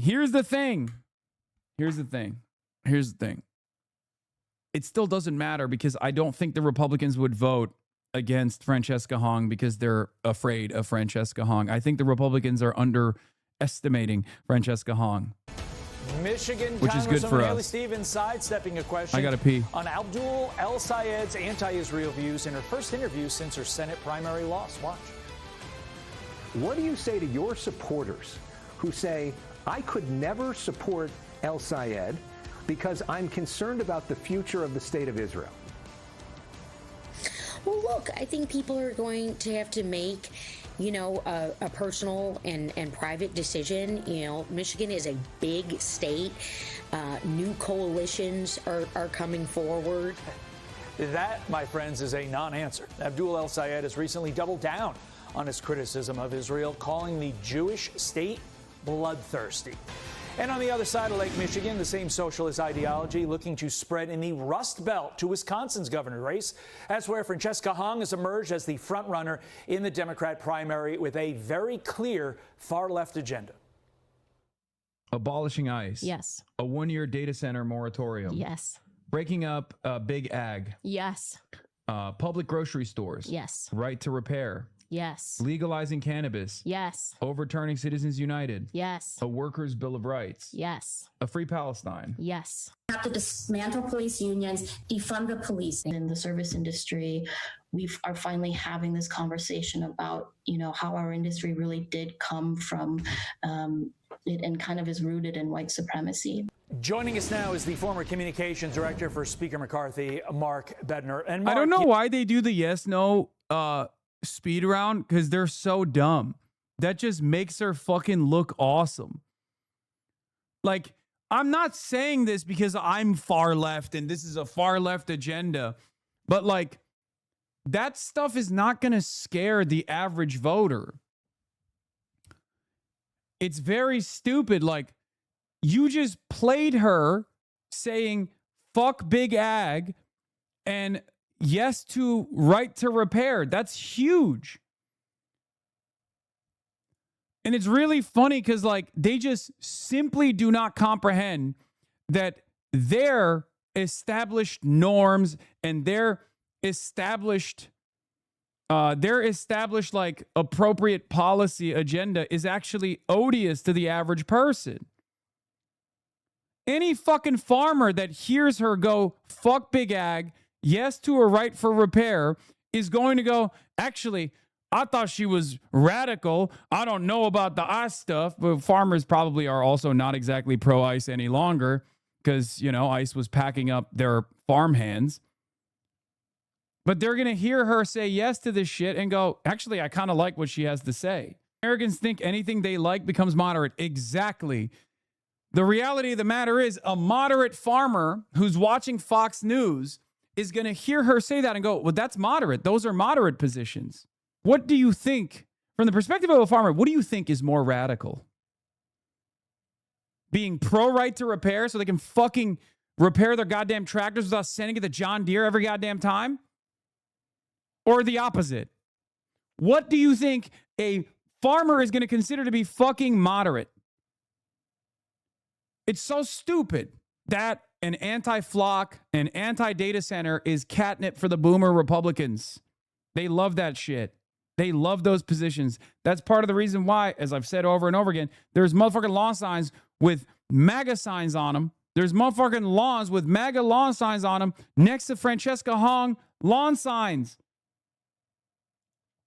And yes, this is also very important to understand. If she ends up winning every single age group, can you really call her a factional candidate? We looked at the crosstabs from the State Navigate poll, and the crosstabs across age show Francesca Hong destroying with the under 44 age demographic, plus 54, 30 to 44, plus 69, 18 to 29, and even ages 45 and above. She's either plus 18 up to 64, and with 65 plus, she's tied. So she's winning every demographic. She's winning basically every type of Democratic voter. That's why she has this insane margin right now. And yet, Wisconsin seemingly is on a totally different planet. Okay? That's why, for Francesca Hong, we in this community are Wisconsin nationalists. Okay? The People's Republic of Wisconsin is a life of its own. People from outside of Wisconsin clearly are not identifying what is making Francesca Hong so likable. And yet, because of the way that our media works, because of the way that these fucking Beltway dipshits operate, they literally cannot comprehend. Like, they don't even look at the situation and go, this candidate that's like up fucking 40 points on everybody else is wrong. The voters are wrong. They just simply don't understand it. And then they keep opposing the voters. They don't even want to go back to their priors and maybe admit that they're wrong. They just go, nah, the voters are wrong. It's not us. It's crazy. How can you look at this situation and not realize that maybe your calculation is wrong? How can you not recognize that perhaps your calculation is absolutely busted here? And yeah, Mark Pecan did it too. To Neera Tanden as well. I'm deeply disturbed by the possibility this candidate does not understand the primary electorate is different from the general electorate. In literally every election, half the candidates selected by the primary lose, and many, like Carrie Lake, lose winnable races. Mark Pecan, remember when I told you we needed Hillary Clinton to come to Wisconsin when she was running in 2016, and you never got her there?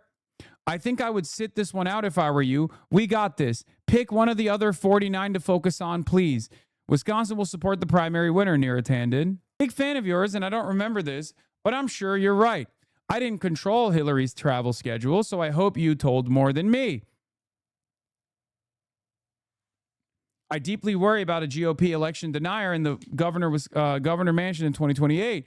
I see data like Marquee, Wisconsin poll showing her behind Tiffany as Dems are beating GOP across the country, and I wonder why you're so confident, because in the Senate in 2022, as I recall, you were quite confident Ron Johnson would lose. Not personal. Let's just say I trust DGA and others. Tiffany is extremely toxic in Wisconsin on multiple fronts. My job is to make sure we don't kill each other in the primary, and I'm doing my best on that. We appreciate national help in a positive way. In Wisconsin, the differential is stark. Not a single under 40-year-old has been for anyone but Fran. Those 80 and above definitely trend towards Crowley at the doors, but they do not want any Republican to win. Exactly. That's why we have safety. That's why I say, with this very important if the DGA and which they will, by the way, the DGA will coalesce around and will push for Francesca Hong if she's the winner or when she is the winner of the primary. So I'm not very worried about that. Okay. And Mark Pecan understands that as well. But here's the thing. The reason why I always say that these unique left flank candidates have an easier shot at winning, especially when there is populist rage that they can lean into, okay, is because the Democrats already have the lifelong Democratic Party voters wrapped up. The anti-Trump voters are always going to vote for the Democrats no matter what. So in the primary, they might be strong opposition, but in the general, they're on board. They're on board with the process. Okay? Those guys are a lock anyway. So the actual unique candidate, the left flank candidate that is actually bringing turnout and drawing support from unlikely voter bases like young voters is more likely to win in the general than a centrist Democrat who leans into the Democratic Party base. Bro, you have no idea how bad the astroturfing is in Wisconsin right now. Every form of media is getting blasted with any Hong messaging. Money faucet turned towards us. Yeah, my only fear is that I don't know if the Hong campaign is like, I mean, I love Francesca Hong. You guys know this. I just don't know if they're like aware that they accidentally nationalized the campaign a little bit by responding to the old tweets, and when that happens, the media will, once they prick and once they draw blood, they're not going to stop. They smell the blood. There's blood in the water. They're going to keep fucking hammering now. And the difference, of course, with Abdul was he was able to very successfully play the role of he was able to jujitsu every single media hit into an opportunity to deliver what his message was. Whereas with Francesca Hong, I worry a little bit that the nationalization of this otherwise like previously sleepy race for Wisconsin governor is only causing people to think that she doesn't have the goods when she does. She has great policies. It's just that she's too nice, and her personality, which I think is very appealing to Wisconsinites, clearly, demonstrably, is making people undermine her further in the now nationalized media campaign. It's too late for them to change the outcome, though. No, guys, it's never too late. You can't think like that. Like, I listened to the Chapo criticisms of Francesca Hong, and I will admit there was one thing that Felix actually nailed. They were being far too harsh on her, as always. But there was one thing that they nailed. Felix actually said something that I do kind of agree with. He said the Thanksgiving response that she delivered reminded him of Kamala Harris. It was too wordy. It was too long-winded. It felt like she was trying to filibuster the question. And there's a little bit of truth to that. Now, this is not me being a doomer at all. This is just an area of improvement. That's it. Like, I don't think this is going to ruin her chances or anything like that. I'm not saying that at all. I don't think this is a make it or break it situation for her at all. But I do think that feedback is important because she needs to be more cutting. She needs to be more biting. And she needs to, in every single instance, flip the narrative back to a policy in the same way that Zoran did, in the same way that all of our left flank candidates have done. Yeah. There was another candidate who was doing that a little bit. Her name is Julie Gonzalez, if you recall. And if you remember our interview that we did with Julie, I had to stop her and literally tell her, like, you can be more direct with your responses and then get into the explainer. It's always better to be more direct. It's always better to just be bold. So, yeah, because it's vibes. It's all vibes. And you can't come across as like you're defensive. You just answer the question. Like, I would go so far as say it'd be better if she was straight up like, look, I tweeted that. I don't really like Thanksgiving. I know many others do. As governor, I'm not going to cancel Thanksgiving. That's ridiculous. Like, even if she leaned into her previous position, that would probably be better than just like, and project confidence. That would probably be better vibes based overall than to take a long winded approach like she did. The best answer for her is to just be like, yeah, I love Thanksgiving. Woke 1.0 was crazy. I love Thanksgiving. I'm a chef. And I'm not going to cancel Thanksgiving. Tom Tiffany, on the other hand, and the Trump administration is literally canceling Thanksgiving because the prices are out of control. What is this?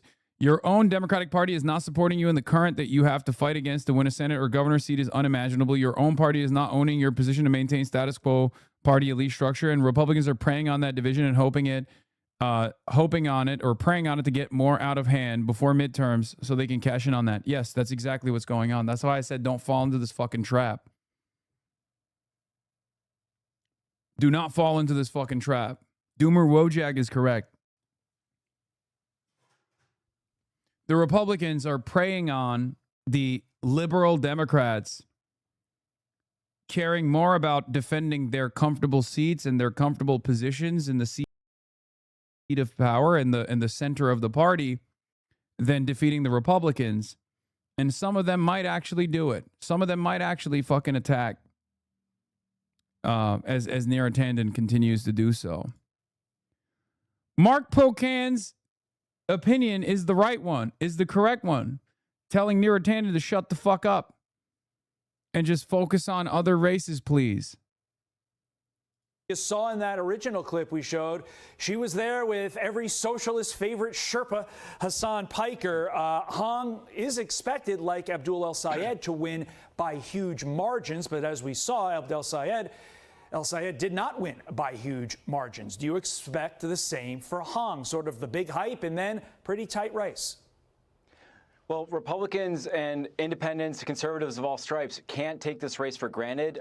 It's likely that she's going to win. But of course, like we've seen that these polling has come a lot increasingly closer. One thing that's interesting as polling has shown for Hong that younger voters really support her, but it drops off over age. So it's going to be about. No, it doesn't. It's literally even 65 plus is tied. The turnout on next Tuesday, are younger voters, the ones who support her, are they going to turn out in a primary election when typically it's older voters who are the ones who are, higher propensity voting? So she will still likely win, but, Republicans can't just pat her on the head and say you have crazy views and just assume that she's going to take the cake here. Yeah, I think that's an important warning for Republicans. Just saying socialist, communist doesn't mean you get the votes come November when you actually need them. One thing that I think is her most controversial take is what her take is on Thanksgiving. You can't talk Hong without talking turkey. Watch this flip-flop on Turkey Day. Thanksgiving is also a time that's incredibly painful for me. Like this stuff is not make it or break it anyway. And you have to remember something. Again, 1, Trump is president. 2, cost of living crisis is getting worse and worse every single day. These guys are silly. But if our side doesn't have tangible policies that we run on, then that silliness will take over the race as it has done in the past. We must define ourselves before we allow our opposition to define us. And we must define ourselves by our policies. And Francesca has done a great job doing that so far, which is part of the reason why I don't think these sorts of media hits are going to actually fucking work. Okay? That's it. This is Woke 1.0. I mean, she is a little bit Woke 1.0 in some respects, but it doesn't matter. Our communities. My favorite holiday is Thanksgiving. I mean, you can't make that up. To be clear, Election Day is November 3rd. Not talking primary. I'm fast forwarding. I don't get it. She's trolling. Like, God, they're doing to her what they do to me all the fucking time. Jesus Christ, I hate this shit so much. These guys are so nasty. They're such nasty little freaks. I hate it. I'm not going to sit here and be like, oh, you can't joke. I think she's fine. If all they got is Thanksgiving, then that's phenomenal, It's phenomenal for us. But, getting control over your messaging is definitely very, very important. Okay? Getting control over your messaging is very, very, very important. And a big part of that happens when you have, will this line of attack actually work? Fuck no. What are you talking about? Dude, why would it work? You think one of her policy planks is to cancel Thanksgiving, to make it illegal? Going door to door? It's ridiculous. Now, I'll give you a message that actually is toxic, actually poisonous, actually is a million times worse than running on the Thanksgiving cancellation platform. I present to you David Crowley, who dropped out at 6% to consolidate support behind Sarah Rodriguez, who then had to drop out because her campaign exploded. Now David Crowley's back in the race. Outbound Governor Tony Evers is showing support to David Crowley. But David Crowley has said a bunch of insane things. This is one of them. I would argue we have to listen to independents and Republicans because we don't have a monopoly on good ideas. I would argue we have to listen to. Yes, we do. You don't. We do. I said this is far worse than a million Thanksgiving tweets. Like, who? What is a good idea from a Republican that you can take on? Can you please explain that to me? What is the good Republican idea? He is so funny because he's such a classic establishment suit. Just an empty establishment suit, which, by the way, ironically, he has said is a slur. Okay. Which is another insane thing that he said. Okay. He said it's racist to call him establishment. But that is such a classic establishment suit take where you're just like bipartisanship for the sake of bipartisanship. Everybody's got good ideas. Like, you only do that. You only say that when you are utterly devoid of any kind of ideas. Okay? Like, this is old school liberal Democratic Party messaging where, like, we got to find bipartisanship. We are in 2026. It's done. There is no fucking bipartisanship. Wake up. And there is no appetite for this vague gesture towards good ideas coming from the Republicans in your base. None whatsoever. It is no longer 1994. We're done. We are living in Trump's America. The fuck do you mean? We got to find bipartisanship. That ship sailed a long time ago. What could possibly be a good idea that we could pick up from Tom Tiffany? That the election was stolen? Is that one of the good ideas? Like, there's none. I don't even think half of the liberals have good ideas. Like, the Republican policy platform is literally constantly changing. Okay? It's constantly changing. Why is it constantly changing? Because it is at the mercy of Donald Trump. So one week, the Republican policy platform is whatever Donald Trump is feeling that day. The next week is whatever Donald Trump is feeling that way. Last week, it was med beds. What do you think? Why do you think this is going to be a good message anyway? To win even the fucking the Democratic primary? It just doesn't make any sense. Then he did this. It's time for us to revisit our tax structure. But, you know, it's about bringing people to the table. We have to look at this system holistically and not just saying tax the rich. And the reason why I say that is tax. Because you don't want to win elections. That's the reason why you say that. I mean, dude, I'd much prefer a guy like this running against candidates that I like. A guy who's just like so oblivious to the things that are going on in the ground. A guy who is so out of step with the needs of the base and the demands of the base. It's awesome. Super out of touch. I love it. The rich going to give us everything that we need. Are there other revenue opportunities outside of the income tax that we should be looking at to make sure the resources are available? Do you worry that a higher tax rate on wealthy Wisconsinites could cause them to potentially move to another state where the tax rate is lower then, or? I think that's always a possibility. Bro, Francesca, you can go on Caitlin Collins and be like, I am making Halloween illegal, okay? Francesca should go on Caitlin Collins and do a victory lap and just flex. This is poison, okay? This is electoral poison. This is just a poisonous idea anyway. Francesca Hong could go on Caitlin Collins' show and be like, I will literally arrest children for doing trick-or-treating. And it would not be as bad as this fucking take. I'm obviously exaggerating. I hope she doesn't do that. I hope that's not a policy position that she has. But like, come on, man. Come on, man. Here's another one. Here's another one. We are not. Just got back from the centrist rally. Amazing turnout. Thousands of people holding hands and chanting, better things aren't possible. Here it is again. Let's see another one. Let's see another one. This campaign on slogans. We are leading with leadership, executive leadership, and being honest to the public about what we can and cannot do. We are not running this campaign. You say that as though you don't know Fran is anti-Halloween unironically. I know she is. I don't know why.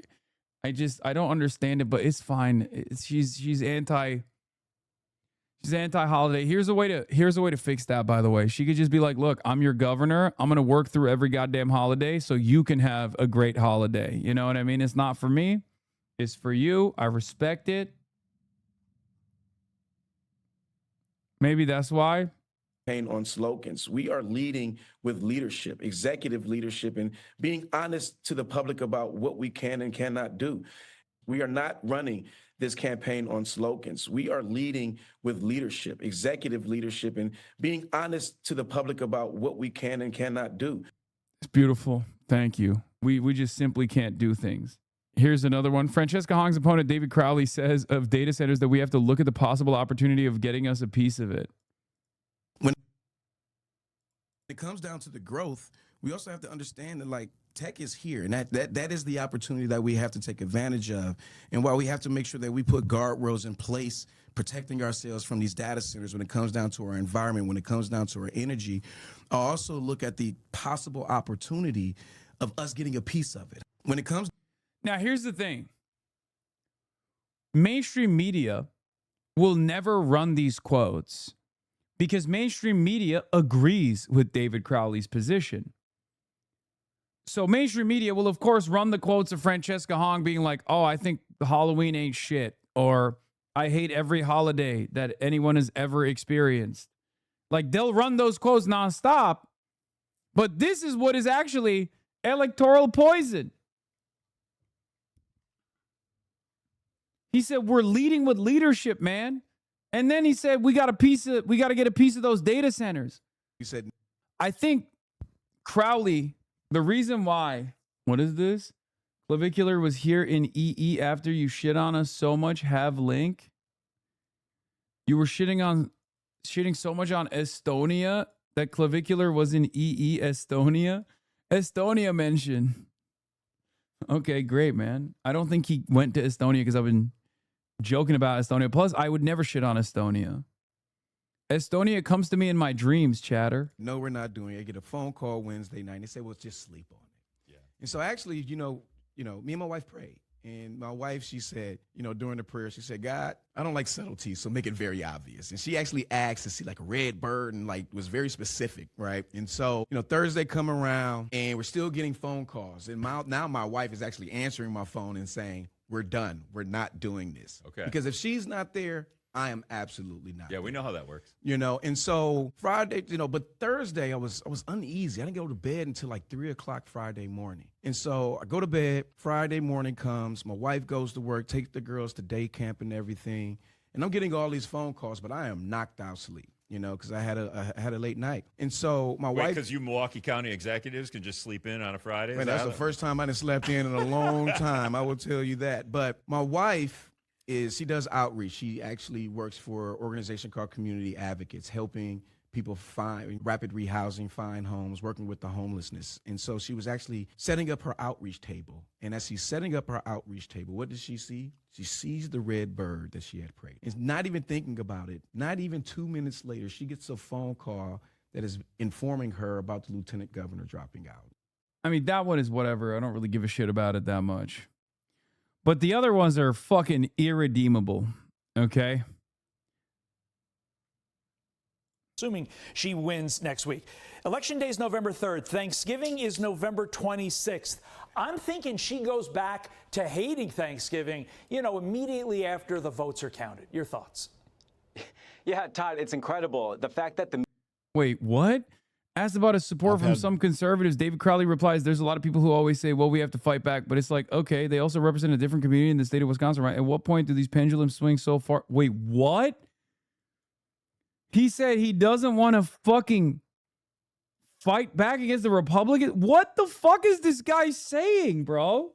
I've had strong conservatives in the state say, David Crowley is an example, county executive who does work across aisles. Is that your separator?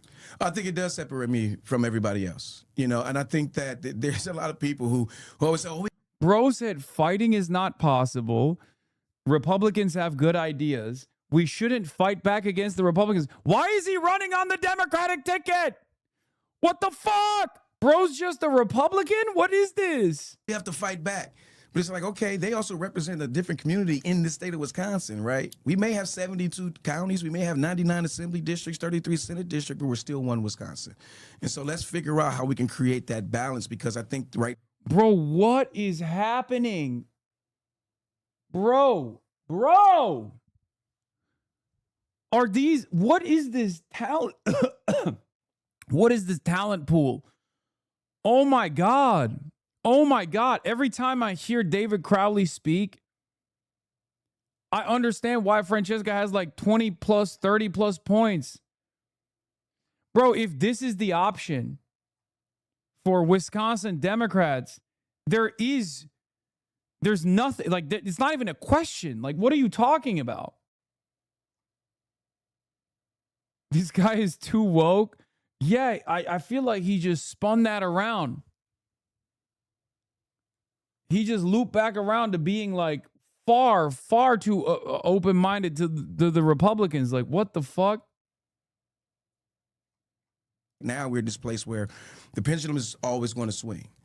But at what point do these pendulums swing so much to the far left and the far right to where we can't create any stability? That's what I'm afraid of.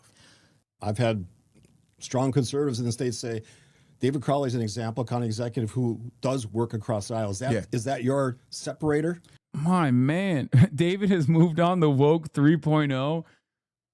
The Podjons practically endorsed this guy on the Friday show, by the way. Yes, because here's the thing. The Podjons are also still very like optics focused. They're not ideologically socialist people, right? They're just more open-minded to socialists and their left flank, like winning races and maybe switching it up a little bit, you know, changing the game up a little bit. That's it. That's the reason why they, like, these guys, and I like them. I like the Podjons. I talk to them all the time. I have no problem with them. But if you don't have a firm commitment to a movement, okay? If you don't have a firm commitment to a movement, things like that are going to shake your confidence in a candidate, because these guys only care about winning elections, right? And we care about winning elections too, but we care about something beyond winning elections as well. We care about an agenda and delivering on an agenda. I think that's the real difference between a lot of establishment Democrats and even people like the Podjons, who are liberal but also agnostic to their left flank, who are not antagonistic to their left flank. Because the reason why they love Abdul El-Sayed, because the Podjons love Abdul El-Sayed. They do. They've been there from day one. Abdul literally worked under the Pod Save America podcasting network. So I will give them a lot of credit, always. They've been there, frame one, day one. Okay, they were big Abdul boosters from the start. But Abdul's not a socialist. But that doesn't matter. Because they love Zoran. They fucking love Zoran. Okay? So here's the thing. I think the reason why they love Abdul but are, worried about Francesca is because they care a lot about, they care almost entirely about like winning elections and defeating Republicans, which is fine. I care about that too, but they don't have any like additional, many of them don't have any additional interest in like following this agenda of Medicare for all and stuff like that. They're not antagonistic to it, which is why I respect them. But if your goal is simply to defeat Republicans, you're going to fall victim to the optics arguments all the time. And I think that stunts your analysis a little bit, even when the information, the empirical evidence that you can receive out of Wisconsin is showing you that your worldview is completely wrong. Because, like, look, here's the reality. If I have a candidate that I favor, that I'm really in the tank for, okay, and the polls show that that candidate is, like, you know, unfortunately 30 points behind, okay, I have to really reconsider, like, what is going on there, right? Shoykat Chakrabarty is a great example. He wasn't like 30 points behind, but he couldn't win. I have to look at what the voters' demands are. The voters oppose Shoykat. Part of that is because Shoykat didn't have, and I said this from the start, right? Like, I was very open about his chances. The reason why I was concerned about Shoykat and very open about his chances because he's a centimillionaire. He was seen as a part of the, you know, techno-fascists that the left oppose unconditionally. And not only that, but also Shoykat was not trusted by the institutional left in San Francisco. That's precisely the reason why, as I told you, they went and they chose Connie Chen to run as the institutional left's candidate of choice. And it failed. It failed. He didn't receive any of the big national endorsements, and unfortunately, he failed. Now, if he was running currently with all of the other exciting candidates that he had endorsed that had come and, you know, stumped for him and rallied for him, maybe we'd be in a very different media environment. Who knows? But the reality of the matter is, I understood why people were opposing him. It wasn't just, you know, I wasn't just delivering an optics argument. You know what I'm saying? Like, I was aware of what his chances look like. So I think it's more accurate that the left didn't choose anyone. Nobody got endorsed or sought it. You're wrong. You're just talking about DSA. DSA didn't endorse anybody, but DSA members were definitely out canvassing for Connie. Anyway, I don't want to even get back into San Francisco. San Francisco is unfortunately, as it stands currently, busted beyond repair. It's just the techno-fascists own the city completely. Damn, this guy's good.